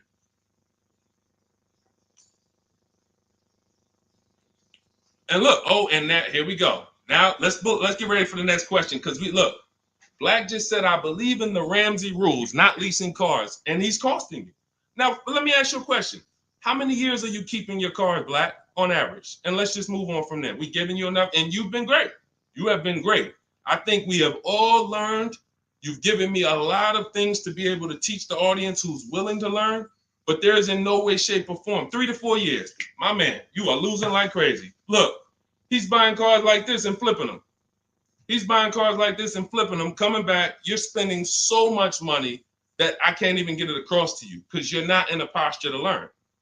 You are literally buying cars in their deepest state of depreciation because somebody told you don't lease. You listen to them. You buy the car here. It's worth $40 the day you buy it. You come back in 3 to 4 years to get a new one. They give you $20 for that car. You spent $20 grand. You lost $20 grand in depreciation in 3 years.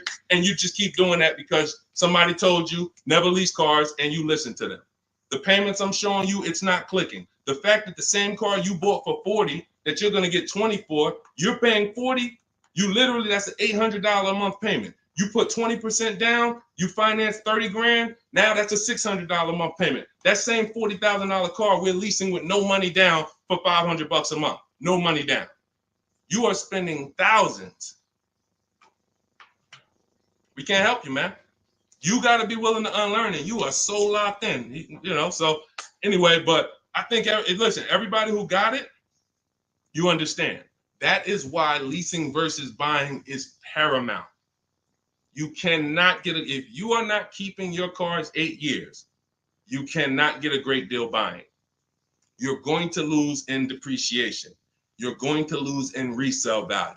When you go to replace that car and you see what it's actually worth and how much you paid over 4 years or 5 years or 7 years, when you compare that to a person who drove brand new cars for that particular same period of time, it's no comparison. And then you have cars with no warranty and all of that. Yeah. Look, Megan said, Black doesn't seem to learn. So to my question would be, could you buy an extended warranty package? Hold on. Why am I getting calls on airplane mode? Sorry, guys. I hold on. Let me put on Do Not Disturb. All right, so go ahead, Dolan. Shoot some. Let's get to Megan's question, and then let's try to go through a couple more. But that was good.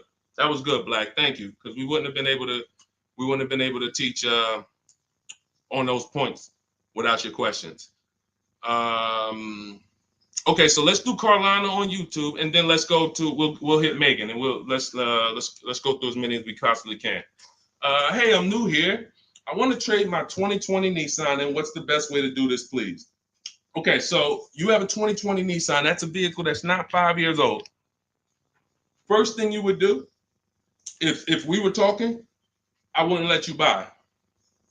Unless you're telling me you're going to keep the next car 8 years, you're losing, because that 2020 Nissan, first thing we want to do is decide whether we're buying or leasing the next vehicle.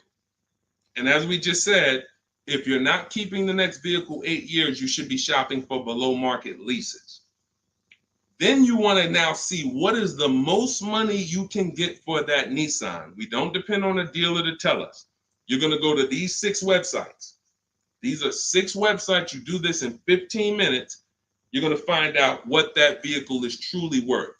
You find out what your vehicle is worth with offers, not with anything else. Offers. So go to CarMax, Driveway.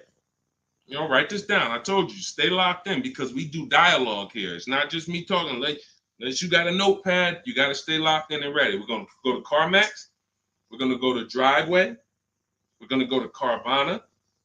We're going to go to KBB Instant Cash Offer. These are all offer sites. These are people you walk in, they do an inspection, they cut you a check, you're out of there in an hour with a check.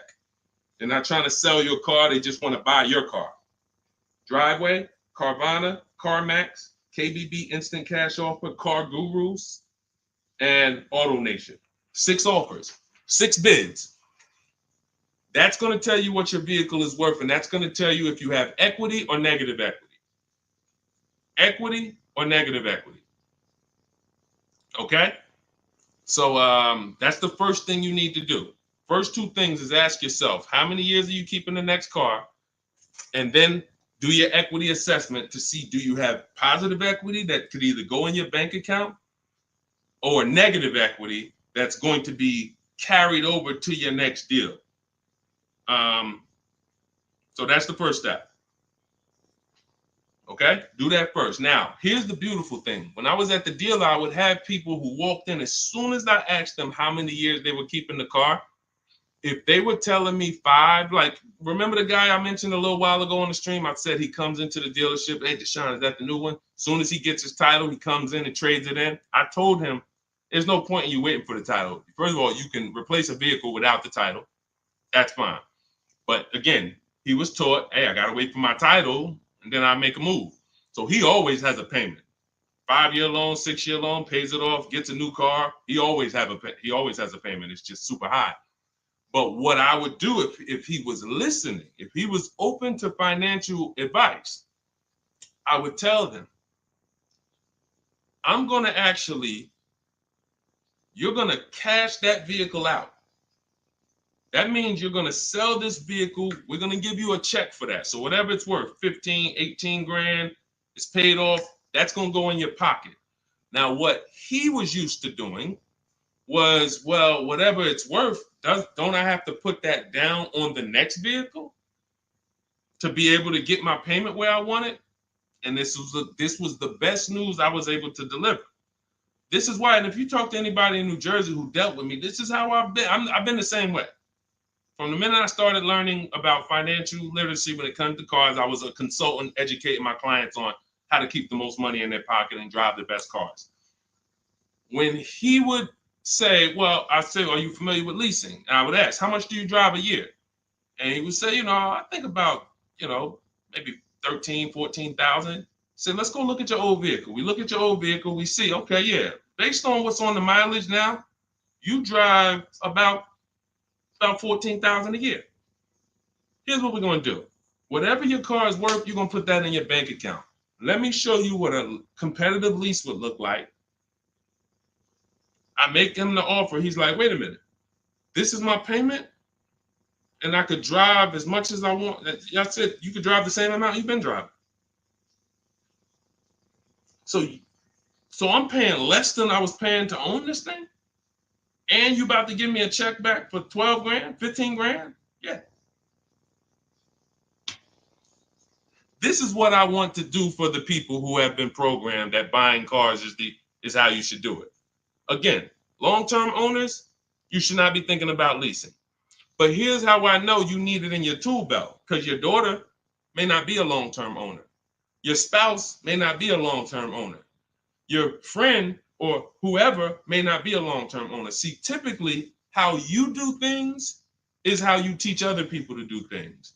So if you are keeping your cars 8, 9, 10, 12 years, you probably think everyone else is doing that. But your kids or your family members or your spouse, they may want to drive for 5 years and then they're like, all right, this stuff's starting to go wrong. You said the warranty is up and this got to cost $800 to fix, $400. Let's just go get a new one. Those are the people who don't have the values to keep a car long term, and you should not be buying cars for them. They should be shopping for. Now, both cases, you need below market deals, but it does not. But knowing how long you're going to keep the car is how you're going to beat depreciation. So all of this is in my digital book, guys. Everything I'm talking about on this stream is in my step-by-step book. A lot of what we talk about on these streams and in my social media videos is what not to do. My book is about what to do. It's like, do this, do this, do this, do this, steps, check it off the list. Next thing you know, you got below market deals from home.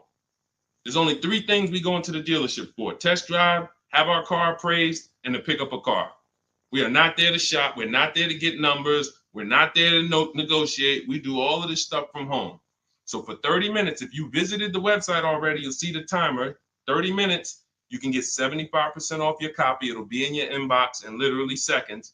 And as soon as you pay, in my TikTok bio, in my Instagram bio, Facebook, we have a link floating for you. You guys should be able to see the link. And then Instagram, we have YouTube, we have a comment pinned for you guys. You'll have the book, but as soon as you pay, you're going to see the thank you page. It says screenshot this page. You'll see my support team email. Sometimes you type your email wrong. Contact support if the book is not in your inbox in literally 5-10 minutes. Also, as soon as you pay, you see a link that says open your book below. So there's 2 ways I'm delivering the book to you. Right there as soon as you buy, but I'm also emailing you a copy. But sometimes, we fat finger the keyboards and there's a letter off. So make sure you hold on to my support team's email and hit them up. Okay, good stuff. Get your copy. Listen, once that clock hits 0, the price is $97, which is still worth every penny. If I missed it, I go back and look. Knowing what I know, knowing what the people know, look at Tiffany. Look at Tiffany's deal.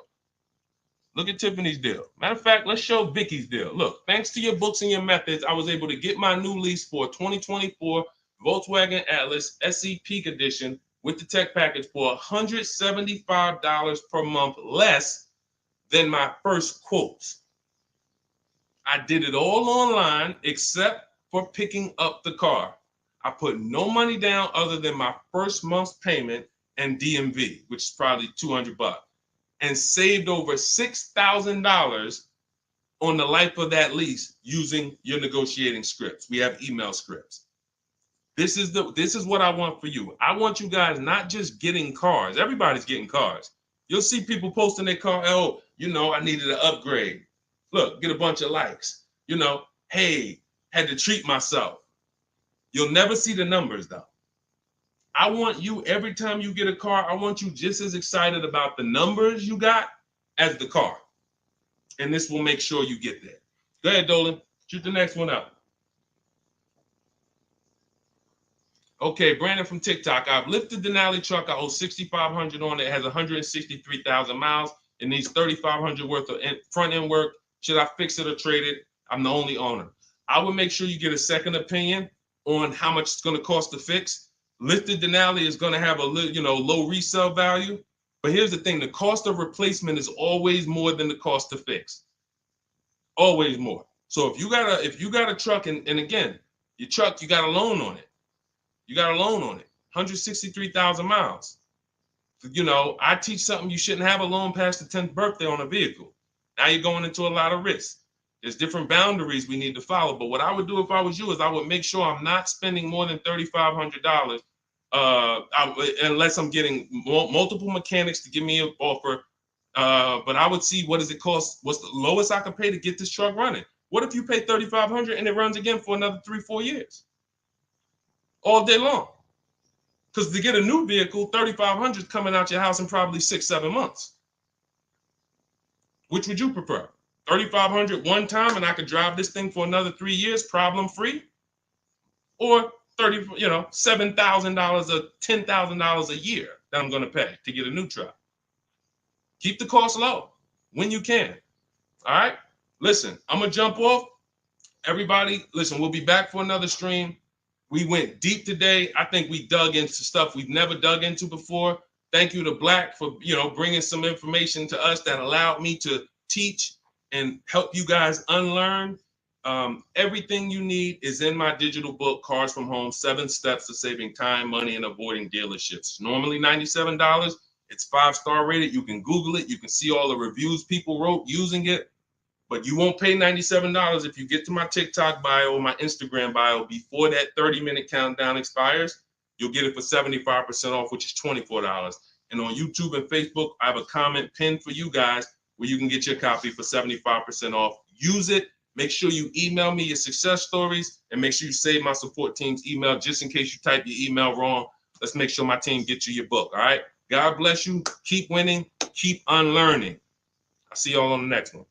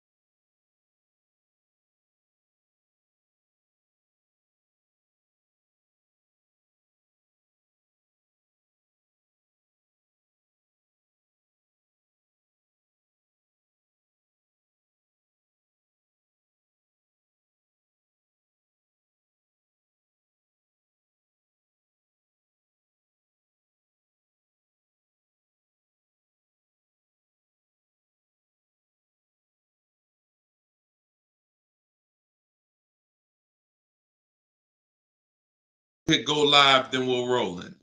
Jasmine from TikTok asks, what do I do when I can't afford the lease after 1 year? Great question. You want to do an equity assessment, see if you can sell it. There's two main ways to sell a lease. You could have somebody assume it. You can go to a site like Shop a Lease, and if you have a good car payment, you could list the car there and somebody could take over it, but it must be a good car payment relative to the deal. If you're paying, if you overpaid per month, then you're going to have a hard time getting someone to take over the lease. But if not, you can get rid of it there. Second is, I want you to call the leasing company, ask for your payoff, and then you're going to call, once you get your payoff, I want you to ask them if you have a third-party restriction. Those are the two questions you're going to ask your leasing company. And then once you get that number, which is your payoff, you're going to go to CarMax.com, Driveway, Carvana. This will take you 20 minutes to do. Kelly's Blue Book Instant Cash Offer, Auto Nation, Sell My Car, and Car Guru, Sell My Car. You want to get 6 offers. It's very important when you're on those sites. When they ask you, is your car owned, leased, or financed, put owned. That's going to tell you what the market value cash is for your car to get rid of it in a day. If it's greater or equal to your payoff, you can get out of it. If you have a third-party restriction, then you're going to need to take another step and you're going to sell to a local dealer. But you got to see where your equity position is first. Got to see where your equity position is first. All right, I'm going on and I'm sharing the broadcast, and then Dolan, you can queue up the next question. We're live on TikTok, Instagram, YouTube, and Facebook. So we are going to be taking questions from all platforms. The first one came from TikTok. We got a couple queued up on TikTok. So shoot the next one in, Dolan, and we'll get to it. All right, this is another one from TikTok. I have 2 payments left on my lease. What's my next step? Equity assessment. Who's returned a lease to a dealership, just dropped it off when it was done? You never assessed any equity. You didn't even know. Who didn't know that a lease could have equity that you could put in your pocket? It's not a guarantee, but many people all through the pandemic, we were showing them how to put $5,000, $10,000, $12,000 in equity in their pocket from the end of their lease. I sold my lease. End of my Jeep lease, I made $8,900. My mother made $10,200. Now that was when everything was worth 7 to 10 grand more than it's worth. That was when the market was once in a lifetime. But does not mean we will never return a lease without doing an equity assessment. If you've done it, I want you to raise your hand and say, you know what, I turned in my lease. If you ever just dropped it off, you can't do that again. You must know if you have equity, and you follow those steps that I just gave to Jasmine. I think that was Jasmine who asked the first question. That is what's called in my book, In my process, that's the equity assessment. That is what you do. Everything I'm teaching you guys is from my new digital book, Car Shopping for People That Hate Car Shopping, 7 Steps to Saving Time, Money, and Avoiding Dealerships. So every question you ask, when I answer it, it's going to be out of one of those 7 steps. And the equity assessment is step 2. You must do that before you ever return a lease for the rest of your life. A lot of you gave back thousands of dollars to dealerships and you didn't realize you were doing it. They bought those cars, put that money in their bank account when it should have been in yours. Yep. All right. Go ahead. Shoot the next one up, Dolan. All right. All right. This one's from TikTok as well. Let's go. Facebook, type your questions in. YouTube, type your questions in. Instagram, type them in so we can get to you guys. Another one from TikTok. Thinking of trading a car for a newer model. Should I keep the car and just get the new one? It's a good question. What's the benefit of keeping the car? If you were a high mileage driver, then I would tell, let's just say you said, Deshone, I'm driving 20,000 miles. Then high mileage drivers, I want you to type HM. If you do over 20,000 miles per year, even 18,000 miles per year, just type HM. Regular driver, Jason, what's the benefit of having 2 cars? It's own insurance. You're paying for one when you get your new car. I like to drive that car that I'm paying for. I don't want to be paying for a car and then I got this other car that I'm barely using. But if you are a high mileage driver, then I would tell you keep that car and get you another car. And but how many years are you keeping the car, Jason? How many years are you keeping this next car?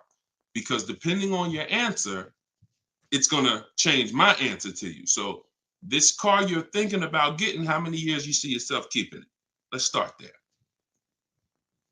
Come on and shout out to the sharers. I see y'all running the likes up on TikTok and y'all keep tapping that screen. Just every couple minutes, throw a couple taps. It really helps the broadcast. And I appreciate everybody who's helping us get this message out. I really do. We couldn't do this without you. Let's see if maybe 5 years, then you should not be buying that car, Jason. You should be leasing. And I'm going to break this down for you really quick because some of you know the depreciation curve.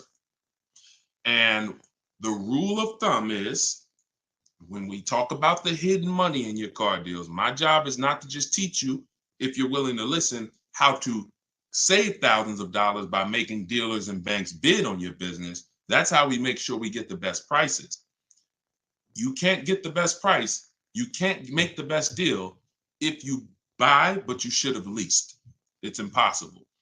Because the depreciation curve looks like this, y'all. If you buy a car today for $30,000 today, I give you a car. I'm gonna show you something. I want everybody stay close to your keyboard.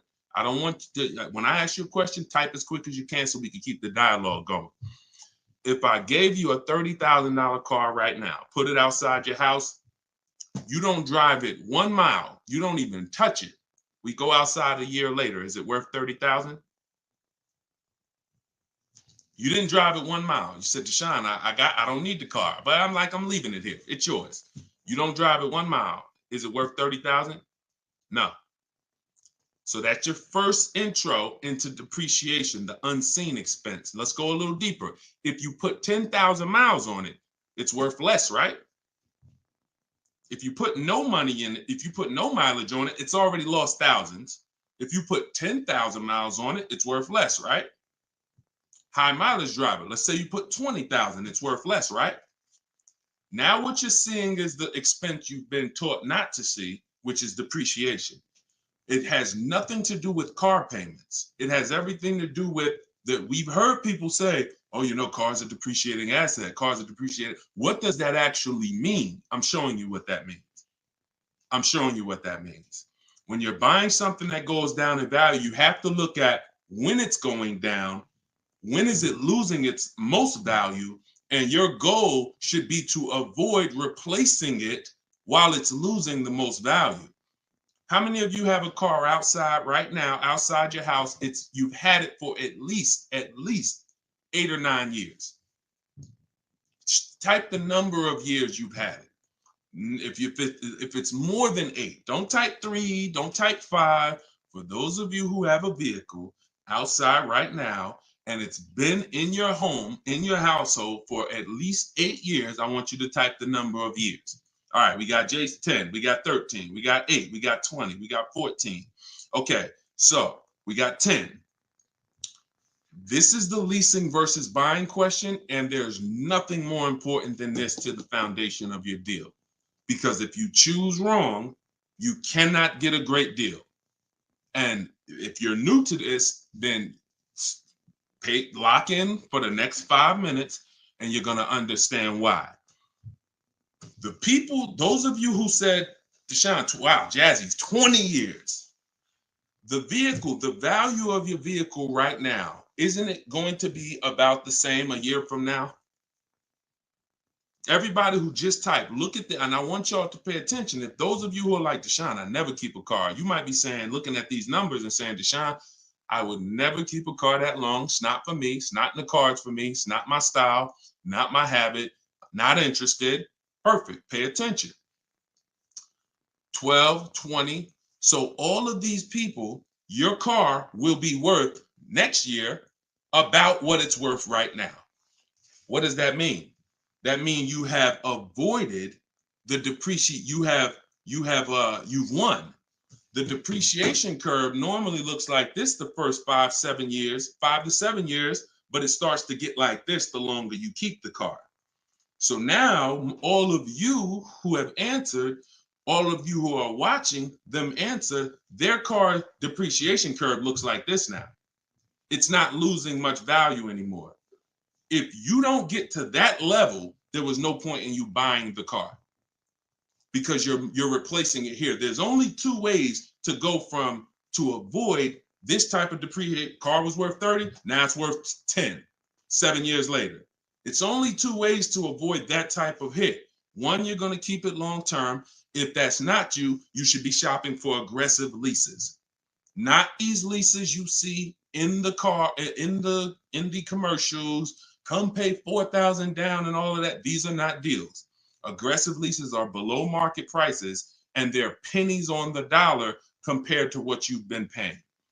You cannot win buying cars and switching them like this. That's why you always have negative equity. That's why you're always never happy with what you're getting for your car. You buy your car, you come back, look 3 years later, you see what it's worth. It's always disappointing because you're trying to literally get cash back out of something that is not designed to give you any value in the short term.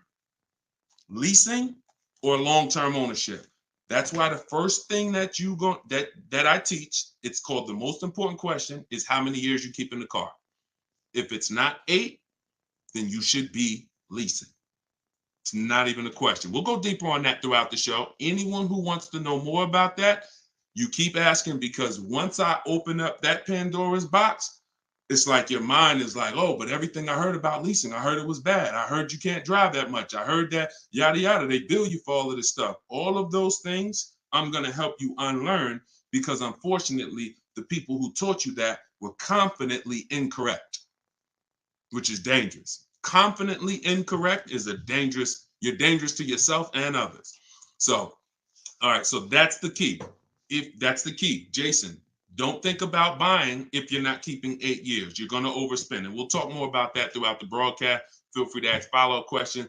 Go ahead, shoot the next one, and I'll go as deep on that subject as we need to for you to understand it. It'll give you some lease comparisons. You'll see what great leases look like, and you'll see how there are pennies on the dollar when you know how to get great lease deals. And that's the way you avoid the depreciation. Only 2 ways. Great lease deals, long-term ownership, 8, 10, 15 years. That's it. 2, 3, 4, 5 years, you can't avoid the depreciation buying. You just can't. You're going to lose thousands every time. Go ahead, shoot the next one up, Dolan. We're keeping the questions coming in. We're live on all platforms, so just keep typing. I'm going to try to get through as many as I can. We got a lot of questions coming from TikTok. All right, let's go. Should I put money down on a lease that I'm about to turn in? That you're about to turn in. I'm gonna assume you meant, should I put money down on the lease that you're about to get? So check it out. Here's how you shop all your lease deals from now on. there's one thing that I never want you to say again. It's really two things, but in this subject, the other thing is trade. This is down payment. I want you to eliminate the words down payment from your vocabulary because it's been used as an opportunity to get more money out of you. Who's ever went in, thought you were making a car deal, you thought you were going to put maybe $1,500 down, and then somewhere down the lines, these hidden things come like, oh, well, you got the taxes and fees, and then you end up putting more down than you thought you were going to. Has anybody, that ever happened to anybody? Hit the raise your hand emoji or just type me if you've experienced that. You thought you were going to be putting this down. You might have gotten to the finance office to sign the paperwork, and now you got to come up with another 500 or 1,000 or the taxes or the fees or whatever it is, right? So I spent 14 years in the car business. For those of you who don't know me, I've seen the way we call them the 80%. 80% of people shouldn't be in the car business. They're overpriced. They'll sell their grandmother the highest price car. It doesn't matter. They have no integrity, very little morals. We don't buy from them. What you need is to learn to avoid them, and you also need to learn to find the 20% who beats them all the time. So when you shop your car leases, you are always going to shop. You're no longer going to say down payment. You're going to say this: total out of pocket. Total out of pocket. See, total out of pocket means that's what I'm giving you and no more than that. You'll see the difference. Down payment can be, that's my down payment, but what about my taxes and what about, so that gets convoluted. When you start using, hey, I'm only doing this total out of pocket, it's hard for them to switch it up, especially when you're adamantly aware of what that means. This is all the money that I'm putting out of my pocket. You could also say do it signing, but total out of pocket is probably more of a universal term. You shop your leases with 12,000 miles.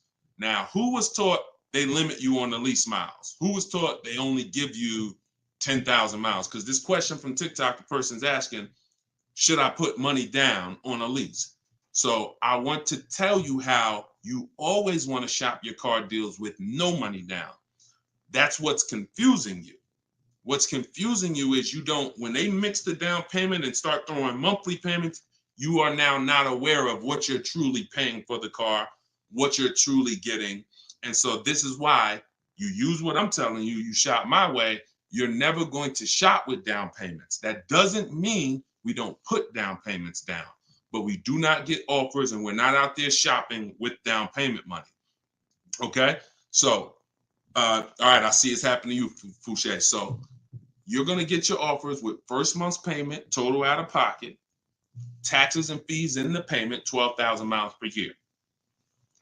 Once you do that, I teach in my book, I have a new digital book. It's called Car Shopping for People That Hate Car Shopping, 7 Steps to Saving Time, Money, and Avoiding Dealerships. I teach a strategy called the 25 to 5. We're going to connect with 25 dealers.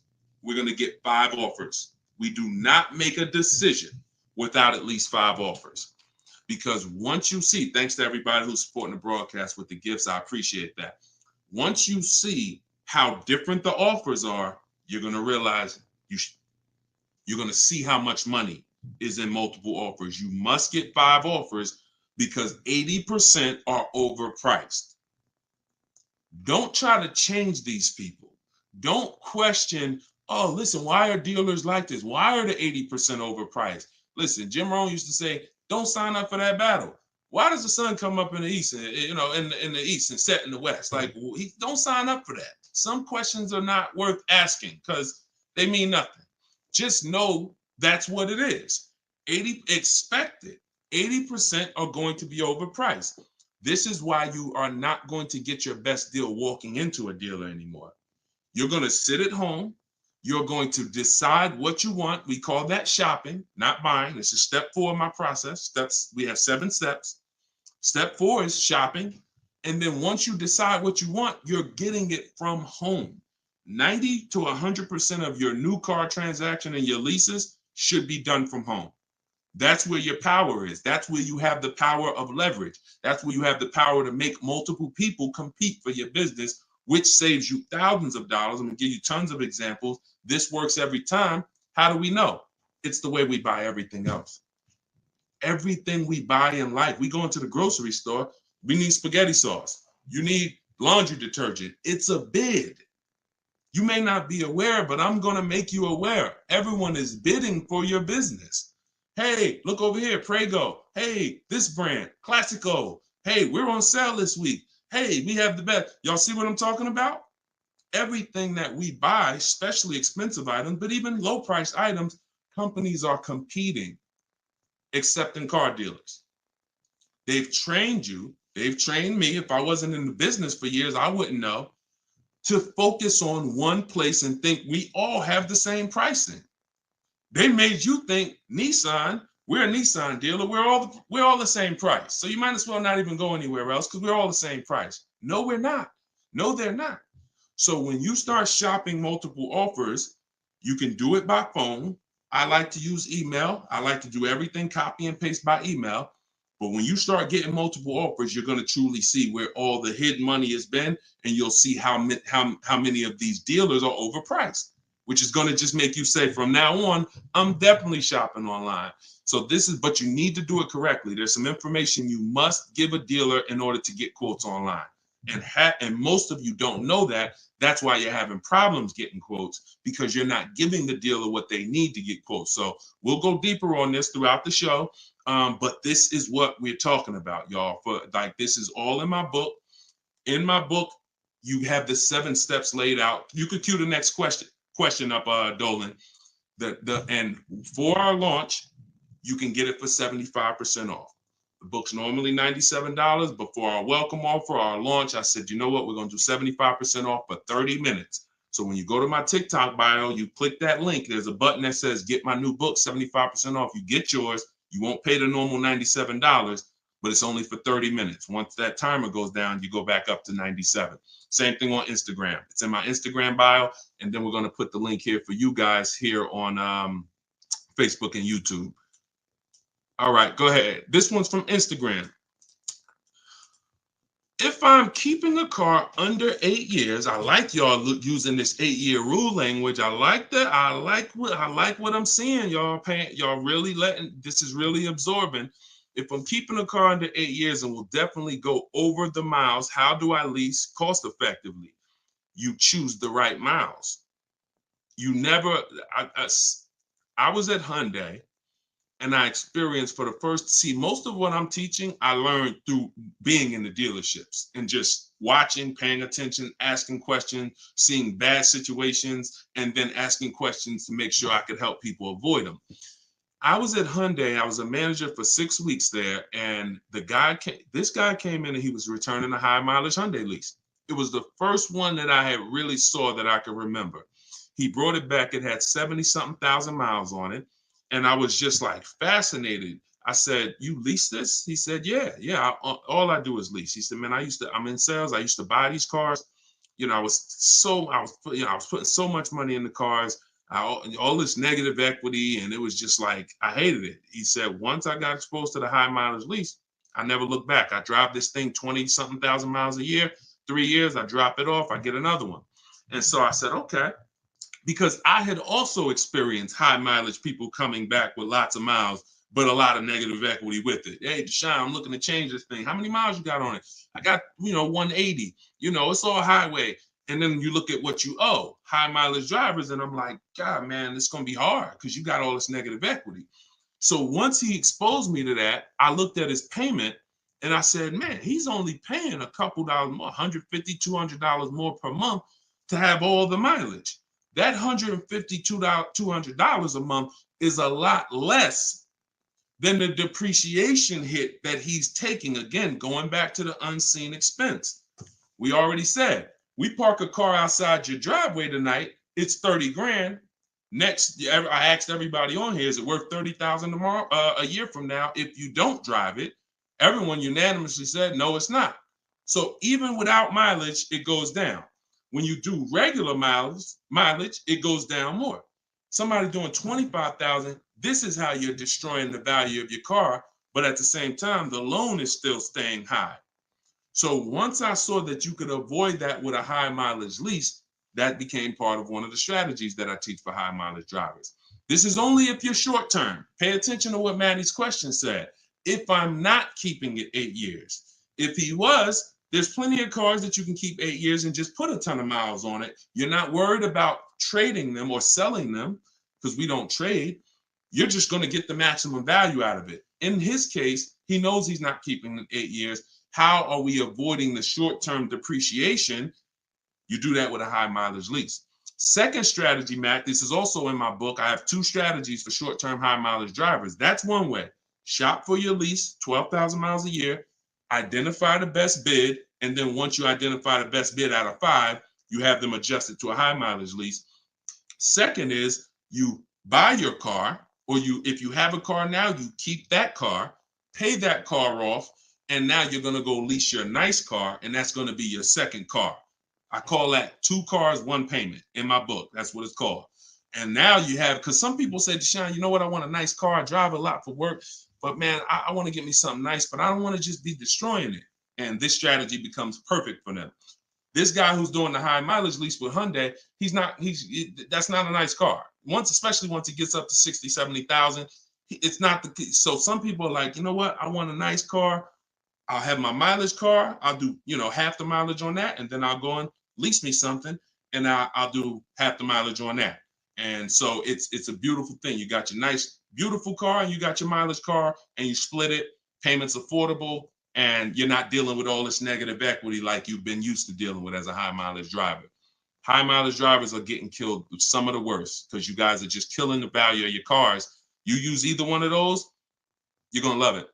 Both in my book. So if you want that step by step, it's in there. Some of you are like, Deshone, this is great. I don't want to try to remember all of this.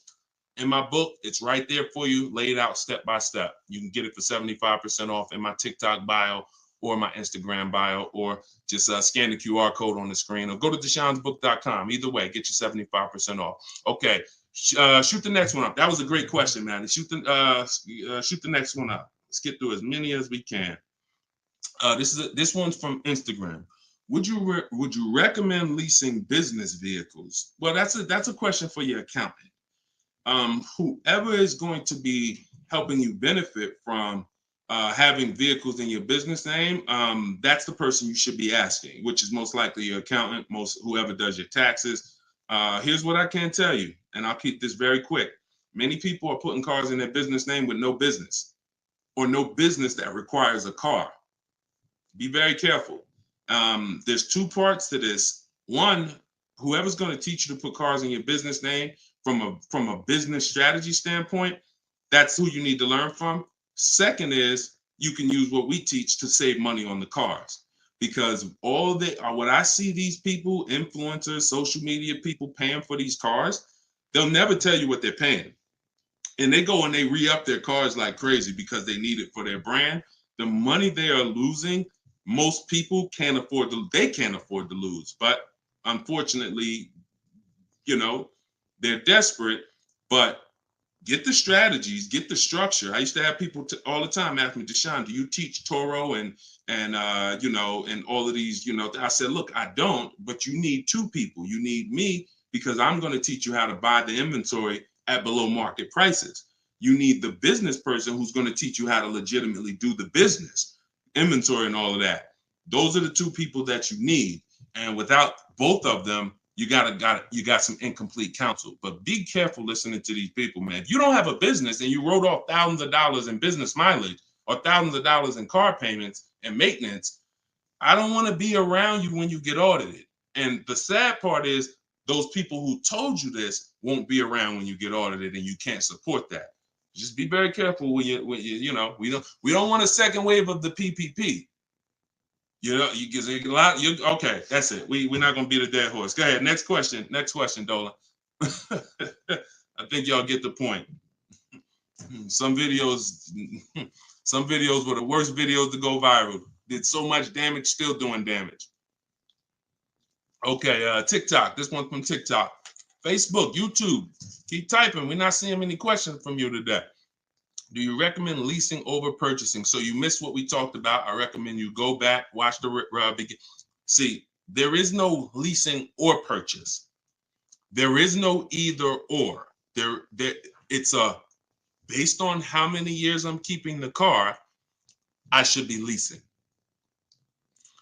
You can't, there is no either or. When you lease, you are not keeping your car and you are avoiding short-term depreciation, paying pennies on the dollar for brand new cars.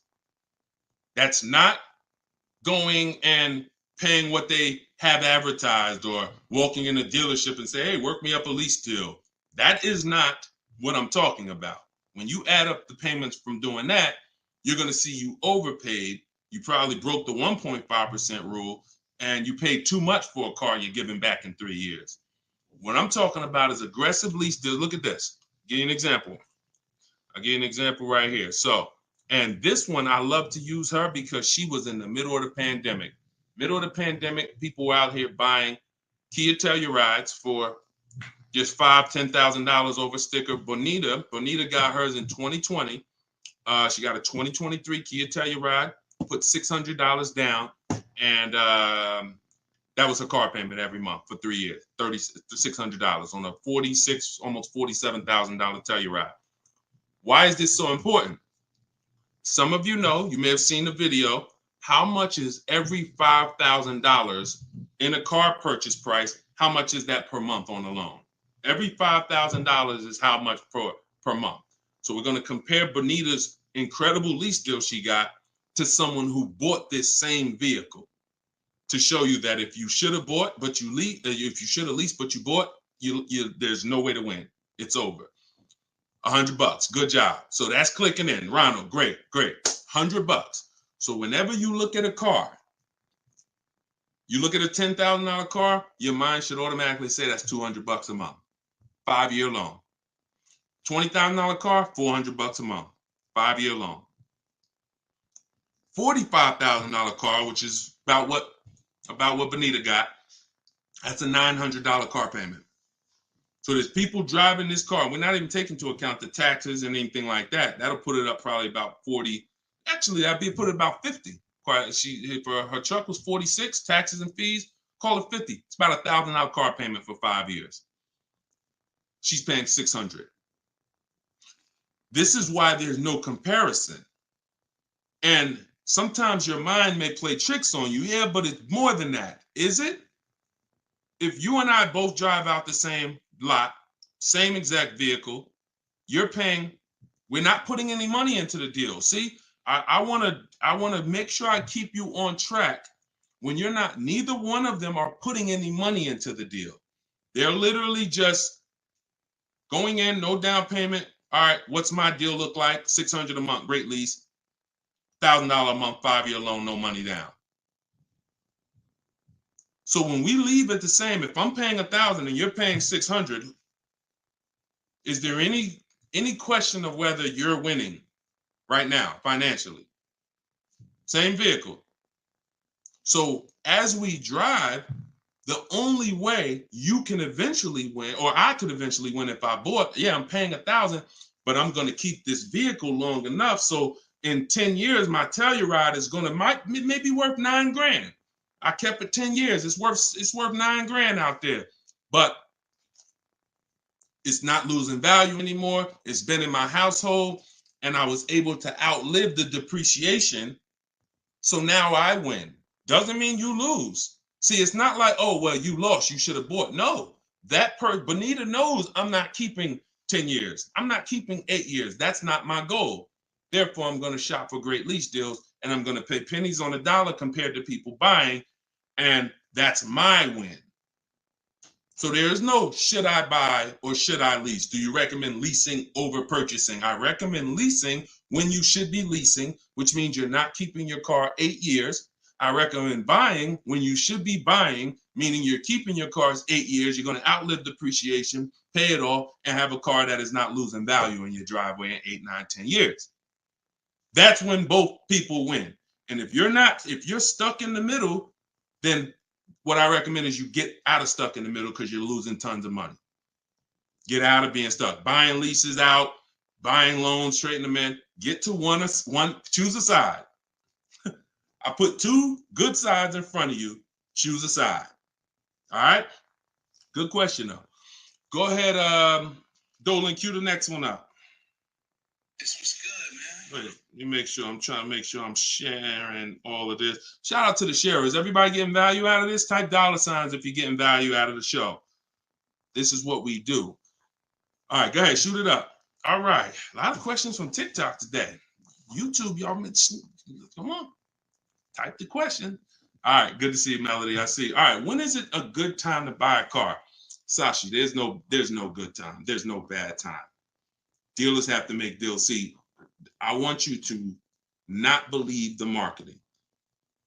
What I want you to also do is I want you to pay attention when we do these shows. Pay attention to I don't want you shopping in an emergency situation unless it's an emergency. What does that mean? If your car was totaled, stolen, then it's an emergency.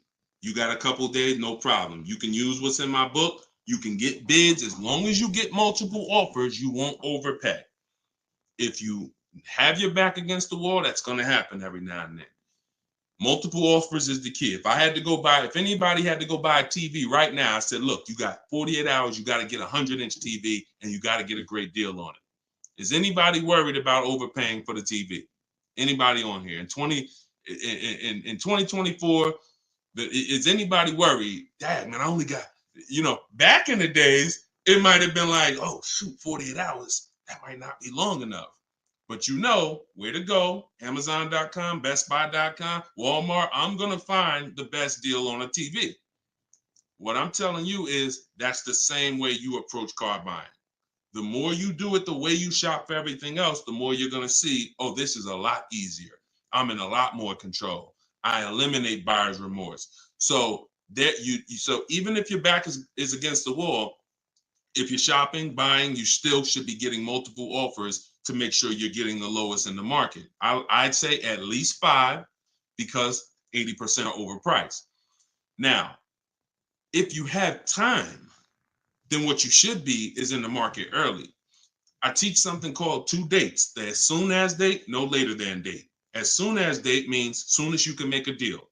Don't look at offers until you can make a deal. Don't entertain it's a waste of time. You might say, Deshone, I'm waiting to get this promotion at work in May. Then I'm a car shop. Should I look at deals now? Makes no sense. You can watch the market, but it makes no sense to entertain offers because you're not in a position. So as soon as you could accept an offer. Now that might be today. Then no later than date. That's the deadline. The gap in between that is your leverage. What does that mean? The ability to say no. See, you're about to start shopping in a way where you can say no, and the people that are walking into dealerships usually have put themselves in a position where they can't say no.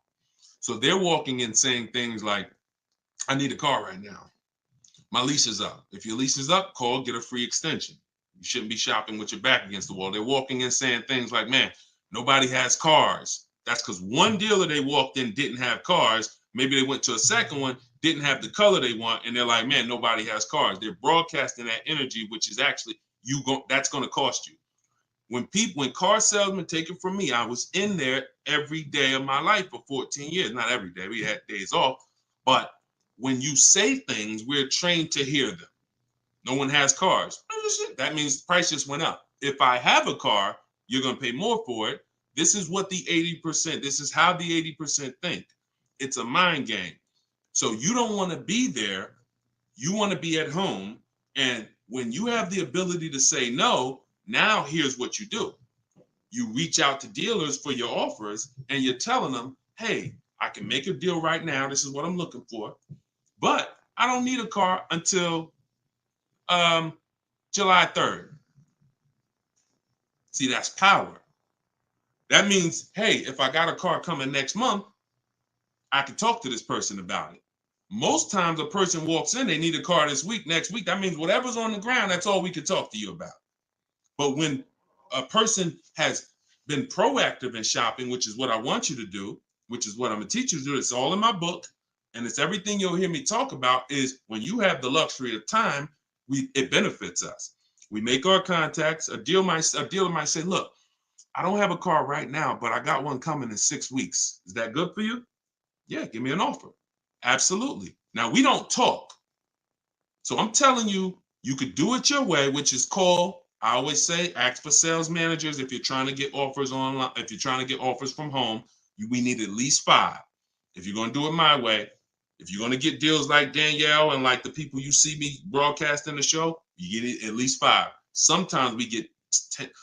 I think somebody we showed the other day had 10 offers. So the point is, if you have the luxury of time, you want to use it.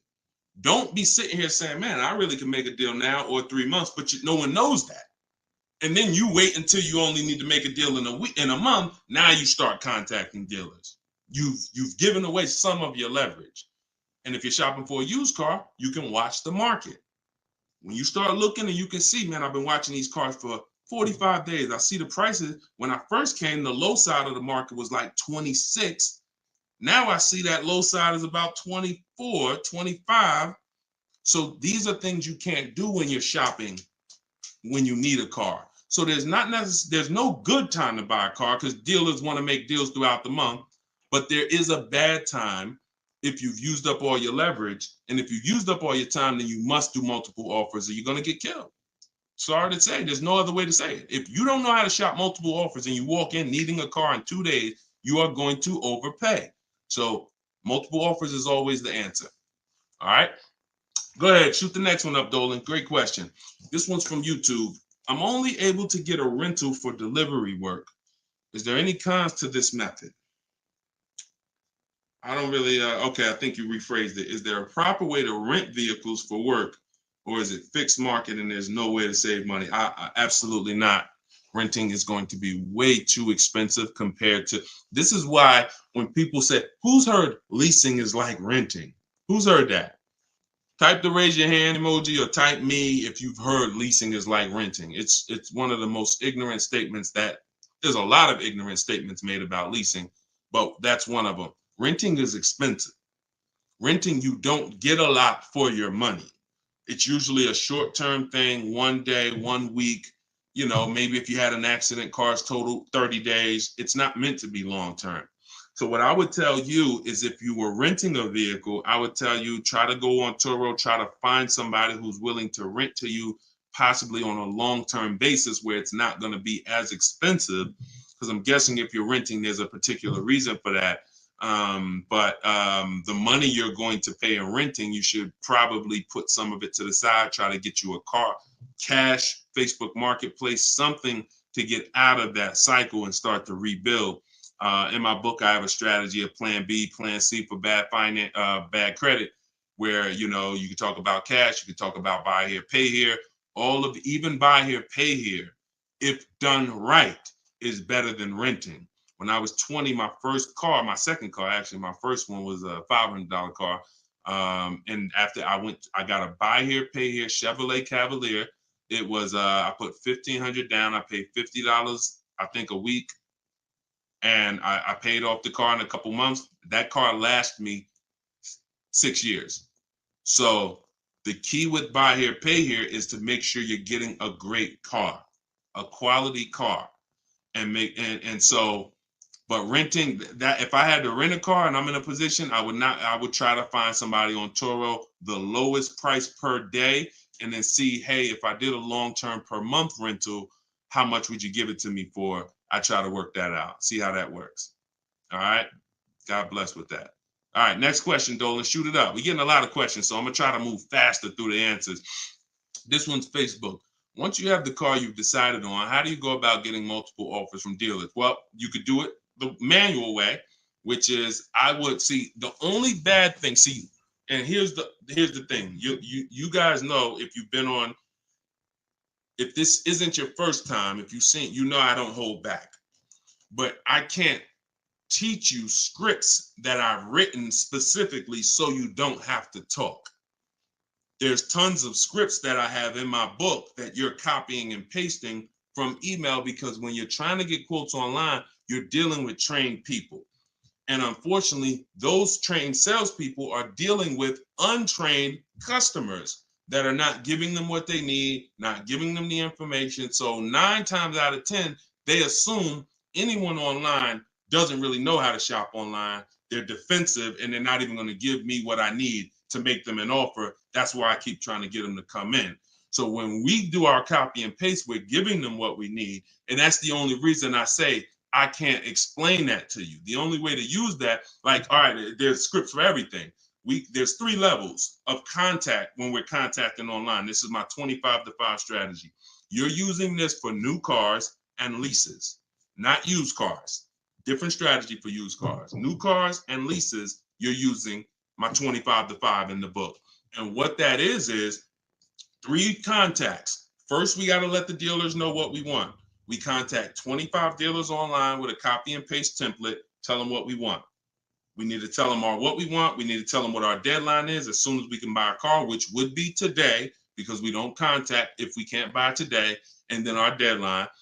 And now you're going to have responses. Hey, when can you come in? Hey, when can I? Hey, when can we have a phone call? Hey, whatever. So because I used those scripts, I was able to write responses. I had to use those same scripts. Hey, Mrs. James, thanks for the inquiry. Hey, when we have I'd love to help you with this. I have a car. What would be better for you for us to talk? 1 p.m. or 4 this evening? I had to use those scripts. So I was able to write the responses to them. So we copy and paste. Now, the key is whether you're doing it that way or whether you're calling, the first key is, do you even have a vehicle I'm interested in that matches what I want?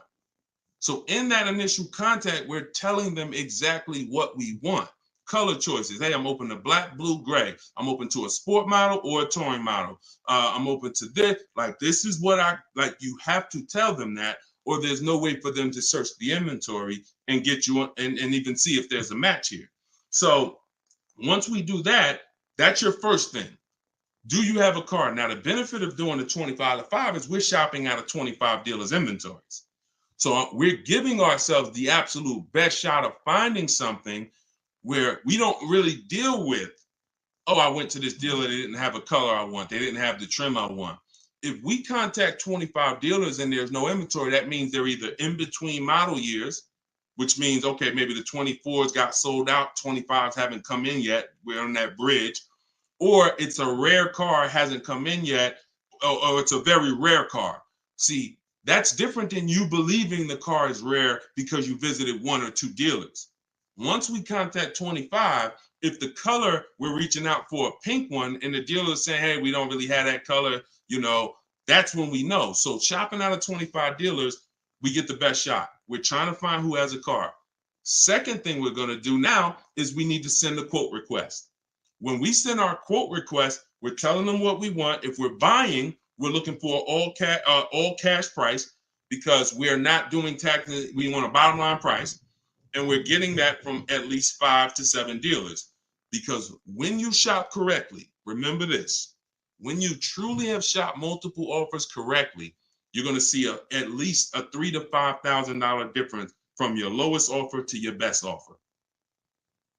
I've been working with people around the country. We're 2 million followers. We have 1,700 people we've worked with personally since 2021.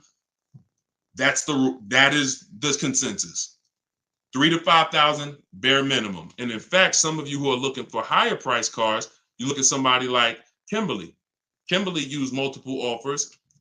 Her Maserati she was shopping for, she picked it up a little while ago, $86,961 vehicle. They offered it to her for $66,261. Deshone, that sounds crazy. She saved 20 grand. Actually, 20,700 on that offer. So now you never can pick. You don't know where the bottom is. She didn't go in saying, if I can't save 20 grand, I'm not getting it. That's not how we go in. We go in, we do multiple offers, and we let the bottom reveal itself. We don't choose the bottom. All right. So once we do that, we're getting our quotes, and there's going to be a lot of people who try to stop that. Hey, we only do business in person. When can you come in? So you need scripts to respond to all that if you're going to do it fast and shop like we shop, 60 minutes, 90 minutes. But if you're going to do it manually, then you can call sales. You can ask for sales managers and try to get them that way. But do not make a decision before you see at least 5 offers. 5 to 7 offers. Nobody who's listening to me will ever buy a car without seeing 5 to 7 offers, new cars and leases. Never. Too much money at stake. All right. So that's how we do it, Damon. That's the intro. And that's the only reason why I can't go deep on my 25 to 5, because it's totally internet based. We do it 60 minutes. So everyone who's like, Deshone, I want to use that. It's in my new digital book, Car Shopping for People That Hate Car Shopping. You can download it in my TikTok bio. You get it for 75% off as part of our launch. And it'll be in your inbox in 5 minutes. Same thing with Instagram. Go to my Instagram bio. You got 30 minutes before it goes back up to $97. Get your 75% off. And I'll post a link. Cue the next question up, Dolan. I'll post a link again for you guys here on YouTube and Facebook. Here's the emergency link. All right. This one's from Facebook. We got another question from Facebook. Hey, I'm in the USA, originally from Canada, and no credit in the USA as yet. Should I buy a used car with cash or a new one? What I'm afraid they'll give me a high rate. What do you think best option? Hey, if you got the ability to buy a used car cash, that's what I do. I'd get a great car, spend as little as possible on it, Facebook Marketplace, because I'm not looking, if I can, to go into a high interest loan when I can get me a car and then I can build my credit. I want you to follow Haley, somebody named Shonda Martin. Her brand is called Road to 750 Plus.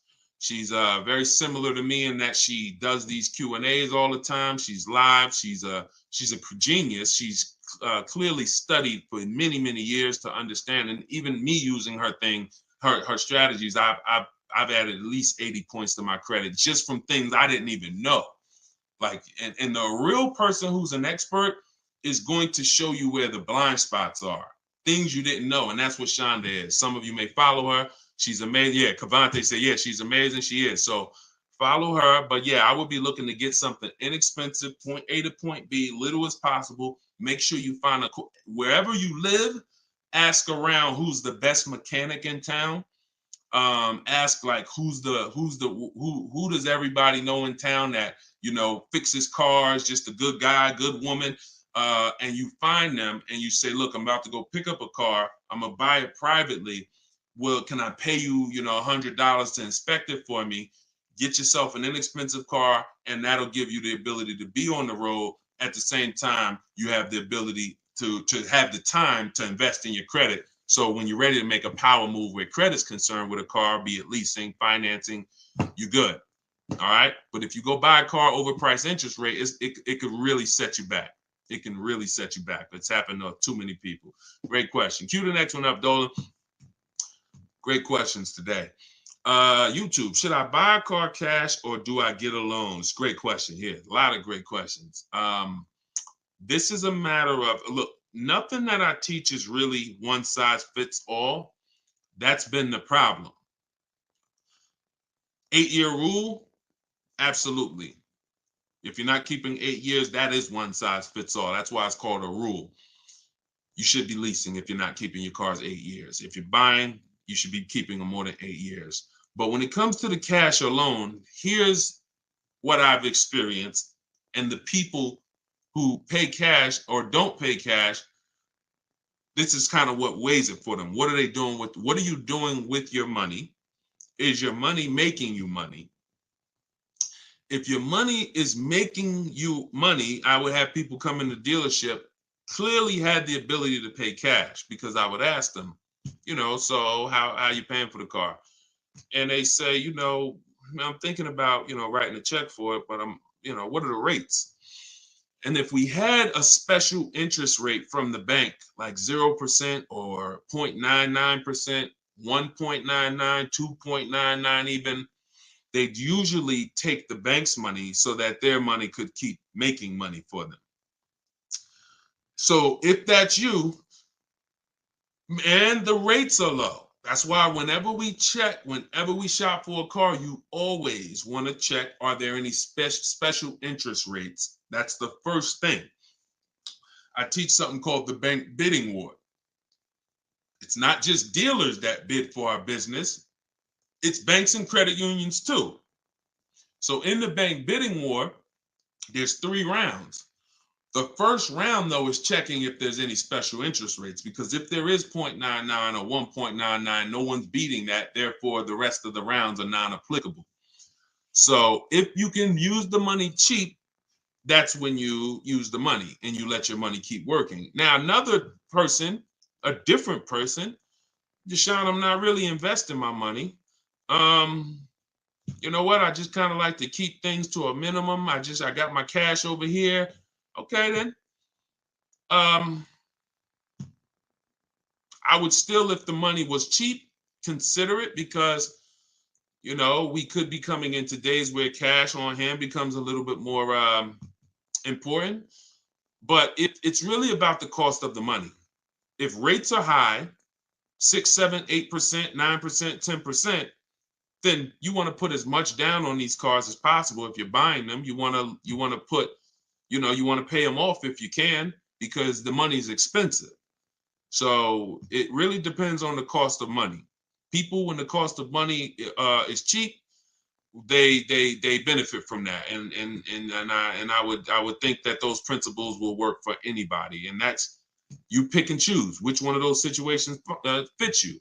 But if you check the special interest rates, that usually puts it to bed. You see 0.99, it ain't no reason. Why would the bank's basically giving you free money to use. You can keep your cash on hand and still get the car. So I know some people don't believe in that. They don't believe in interest, but here's the thing. There's something called opportunity cost. Interest is not the only loss. When you're talking financially, opportunity cost is important. When you put 30 grand in a car and it gets you, we already talked about this. Cue up the next question, Dolan. Depreciation curve. When we start talking about financially making decisions, a lot of people see, if I put 30 grand cash into this car, what is my cash worth in 6 years? $30,000 car, what is it worth in 6, 7 years, y'all? 12, 10. So what's the return on that cash? It's not even positive. It's not even neutral. It's negative. So these are all the things that is like, okay, you go over that, what I just said over the last 6, 7 minutes, and you choose what makes sense for you. But I'm never going to give you one size fits all formulas. That's what has failed you. Always do this. That's what has failed you. Go ahead. All right, this one's from TikTok. What's the best way to purchase a car once lease is over? Why would you want to? All you're doing. All right. Let's talk about buying our lease out. And I'm going to keep this quick because some of you know that I'm adamantly against this unless you're keeping the car 8 years. Because sometimes we look at our leases, right? And we say, oh, it's, should I buy my lease out? Here's the question. Should you lease again or should you buy a used car? When you are buying your lease out, all you are doing is buying a used car. That's it. When you look at it that way, it's going to become more clear to you. It's your car. You don't have to go search for it. You do need to make sure it's a great price relative to the market, but that's all you're doing, buying a used car. So the question becomes, should I buy a used car or should I lease? And when you realize that the 8-year rule, breaking it, is going to continue to lose you money and put you in negative equity, you won't buy your leases because you don't plan to keep them again for another 8 years. I'm going to tell you how I found this out to be horrible. Guy walks in the dealership. I'm looking at the car that he has. He says, okay, I'm looking to trade this in and get me something new. So, okay, how many years old is that? About 5 years. Okay, cool. How long you had it? I had it since it was new. Okay. All right, you know how much you owe on it? Nah, I don't know. Now, that's not a good sign, because if a person tells you they've had a car for 5 years, and they've had it since it was new, wouldn't you think it was almost paid off or paid off, right? If that makes sense, type of dollar sign. If a person said, you saw me, like, yeah, I had that car 5 years. I bought it. I've had it since it was new. Shouldn't it be almost paid off or either paid off, right? So when he said, I don't really know what I owe, I was like, okay, no problem. We'll call the bank. We'll find out. All right. So I have the used car manager look at his because everyone who's in this position, I'm going to tell them about leasing. So I'm looking forward to that, because once I tell them about leasing and I show them the numbers and like, hey, you keep trading these cars, look how much you're going to save. And some people will come in and their car was paid off. And I'm like, good thing is whatever that car is worth, you're going to get all that back. You're not putting it into your deal and using most of it as a down payment. So I've literally changed people from financing or buying to a lease, giving them a check back for their whole car that they was coming to use as a trade, and they get a check for $12,000, and then they leave with a lease with no money down or little down, and they're like, yo, this is great. So I'm thinking I'm about to lay this out for him. And so used car manager goes, looks at his car, may say like, okay, I think the car's probably worth about 18. Okay, perfect. So let me call the bank, find out what he owes. Hey, how are you? I'm calling for Mr. Johnson here. Yeah, he's interested in replacing his car. We need his payoff. Okay, the payoff is 18,000. Wait a minute. How the heck is the payoff 18,000? Hey, Mr. Johnson, they're saying you still owe 18,000. Dang, it's that much? Yeah, I didn't know it was that much. Wait, I thought you said you had the car since it was new. Yeah, I did. You know what happened? We leased it for 3 years, and then we had bought it when we bought it after the lease. That's how I learned how bad this was. So I'm like, okay, because when you buy your car off lease, most people, you're going to need a 6-year loan to have a similar payment. So if your payment was $400 and you buy the lease, you're typically going to need a 6-year loan to have around the same payment, right? So picture this, 3 years to lease it, then you get a 6-year loan. 6 plus 9 is what? 6 plus 3 is 9. Anybody on here signing up for a 9-year loan on a car? Anybody? We got a lot of people on here. Anybody on here signing up for a 9-year loan? No? Okay. Room's quiet.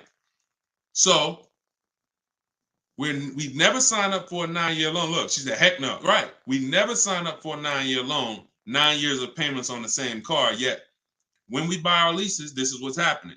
So you look and say, all right, you bought your lease, you put 6-year loan, so you leased it for 3, then you paid it for another 2, that's 5. Now you're tired of it. Yo, man, I've been in this car, let me go trade it. Problem is, you still have 4 years left of payments. That's why buying the lease is horrible. One situation where it makes sense, if you're keeping it 8 years. That's it. If you're going to keep it another 8 years from the day you buy it, then potentially go ahead. Because all it is again, buying a used car. If you said to Sean, should I buy a used car or lease? How many years you keeping it? I'm keeping 8, 9. Buy the used car. Don't lease. So preaching the truth. Thank you, Kevin. I'm glad, man. And hopefully these stories will stick in your head. So when you encounter these situations, you know, when someone says to you, hell, man, I'm thinking about buying a lease, you'll never forget the story. So this has nothing to do with getting the best deals.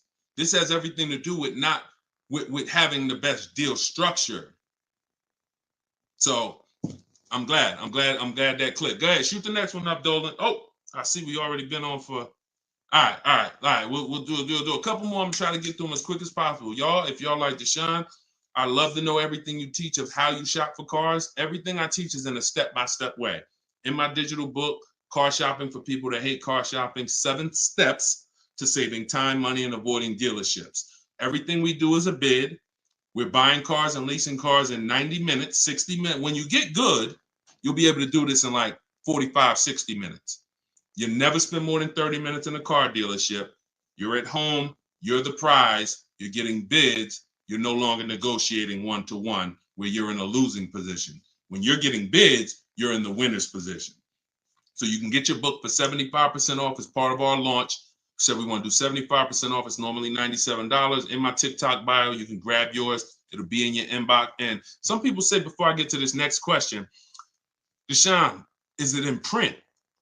There's a lot of reasons when you use it, you'll see there's no way this book could have been printed. One, things change. Vroom was one of the companies that we used to use for bidding.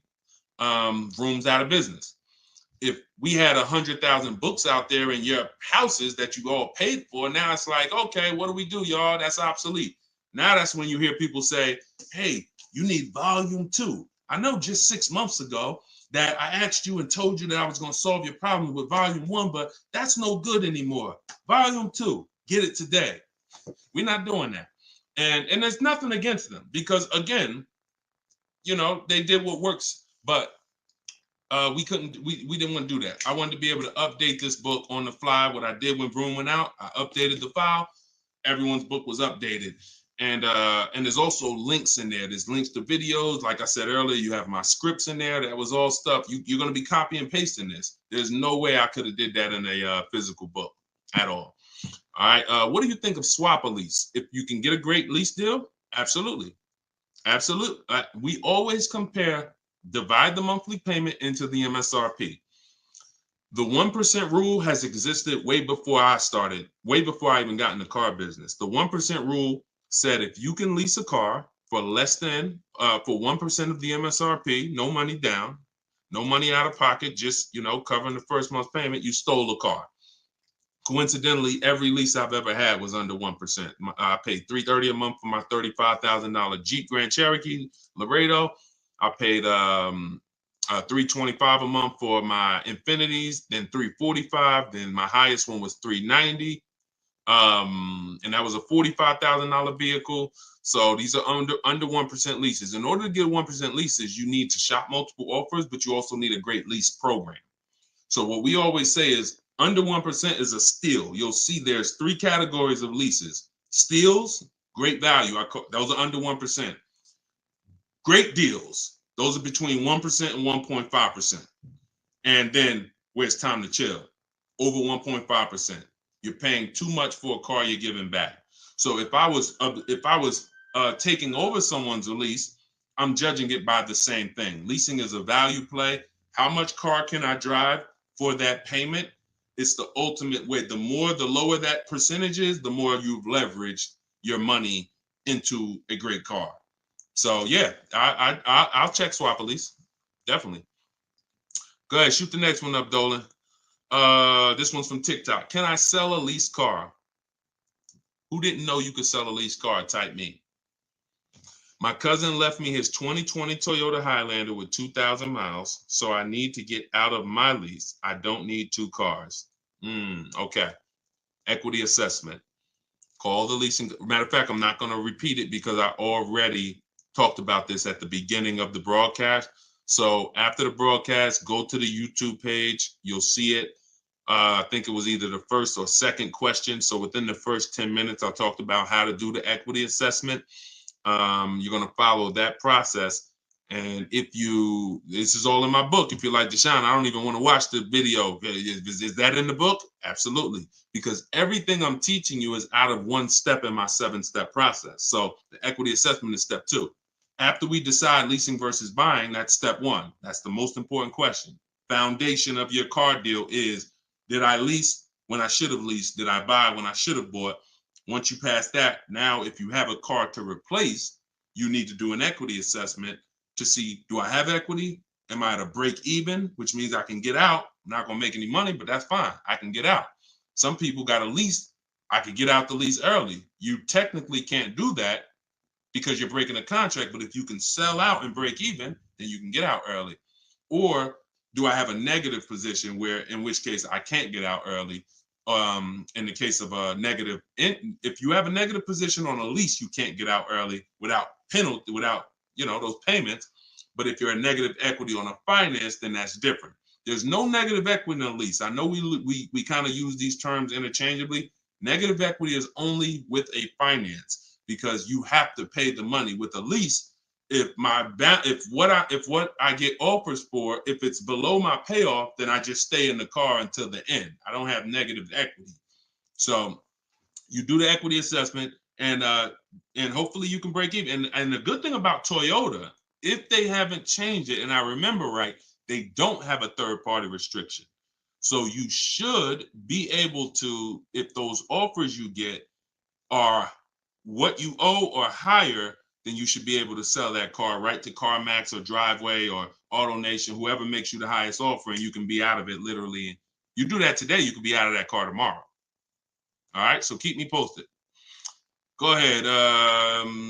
Shoot it. See, we're over an hour. And I know Dolan, we always try to keep the shows an hour, but it's like the questions start rolling in and it gets good. Go ahead. Shoot another one up, Dolan. We'll wrap in a second. Facebook. When you go online to build and decide on needs and wants, you look at the cash price, not the lease price. We don't look at any price online. Pay no attention. Nothing online is a deal, y'all. No commercial. I don't care what you see. Deals are like this. Hey, look, this is their offer. Look, this is what we gotta. Can we do it? What? Can you get them up any? Like, will they come up any at all? Nah, man. They said that they made this, and it's like, shoot. All right, let's see if you get another. Can you get another $10? If you get another $10 a month out of them, just take it. If not, then do the deal. That's a deal. You don't repeat it. You don't. I used to have to tell certain people, when you got a real deal, hey, when you come back, I'd love for you to send me friends, family, but don't tell them what you're paying, because I probably can't duplicate that, honestly. That's a deal. The whole opposite is what they advertise to you. Deals are not advertised. Deals are when the dealer makes little to no money. Little to no money. That's a below market deal. If they're putting something on a commercial, that means the dealer doesn't mind if 80 people come in and get that offer this month. You have the money down? Yeah, I want to pay the $460 a month. Okay. You have the money down? Yeah, it was $3,400, right? Okay. What about the taxes and fees? Because that's small print. All right, how much is that? That'll put you probably about another $3,200. And then I could be at that payment from the commercial? Yeah, definitely. Okay, let's do it. That's not a deal. That's not nothing special. We didn't mind making that. Come on, if that's what you want. So if you want deals, you got to understand. Don't look at commercials. Don't look on the internet. Oh, this deal is advertising this. Deals are not advertised. Let that set. All this marketing that has worked on, come at the end of the month. Imagine being in a business where your customers were trained to come at the end of the month. Imagine if you had a pizza shop, a car wash, and that happened. You knew that the industry was so good at marketing that you knew the last 3 days of the month, your car wash is going to have lines around the corner. That's marketing. So dealers make deals when they're like desperate. I want to see. Nobody's here. So don't pay attention. Don't pay attention to that. Just follow the process. Oh, I see you got the book. Just follow the process. If it's not written in there, Ty, don't add to it. Don't add to it. If Deshone didn't say, go to this website and look and then write that down, don't do it. The whole purpose of why I wrote that book in that way is to take the guesswork out of it. If you find yourself like, okay, what should I do here? All right, I'm going to do this. You're probably off my path, because my path is very rigid. It's like a McDonald's system. You hear that beep, the nuggets are ready. Oh, don't change it. And then you'll get the results. We call that trust in the process. Great question. All right, y'all. We just hit an hour and 10 minutes. Y'all, I would love to do this all day. We are going to continue to do these broadcasts. Once the questions start coming in, I don't want to discount any questions. So I wish some questions I could just answer in 30 seconds. It's not possible without me just cutting it short and then you not getting the value out of it. So we try to get through as many as possible. For everyone who wants everything I teach in one place, you can get everything in my social media videos. But I think what you understand now from being on the broadcast is there's lots of different situations. So when you're moving through my social media video, you're saying, oh, he's talking about leasing here. He's talking about buying a used car here. He's talking about banks here. He's talking about high mileage here. All right, that means I got to try to piece this together myself. Same thing with the broadcast here. If you're like Deshone, I want everything in one spot, step by step. It's all in there. Leasing's in there. The high mileage paths are in there. The new car purchase paths are in there. Used car purchase paths are in there. And step 7 of my book is delivery. So you shouldn't be thinking, oh, I'm gonna read the whole book, then I'll start shopping. No, it's action guides. It's essentially a big checklist. Do this, do this. By the time you get to step 7, you should be picking up your car, getting ready to have it delivered. So that's the way it is. You don't take a quiz at the end. The quiz is, if you did it right, your car's on the way. So everyone can get your book for 75% off as part of our launch. It's in my TikTok bio. Grab yours, use it, and please make sure you email me your deal. As soon as you make your deal, send me an email. Deshone, check this out. I don't want to see just the car you got. I want to see the price you paid. You're going to have price assurance, and I'm happy to be on this journey with you. So get it in here. I'm going to send this link. I'm going to type the link one more time for you guys here on Facebook and YouTube. In case you missed the countdown, I just typed the link. You can grab it there. TikTok, Instagram, it's in my bio. Click that website and then click that button that says 75% off. So until then, thank you, Ty. Great questions today. Great questions. All the questions were good. And I'll see y'all on the next broadcast. We'll keep this going. God bless y'all.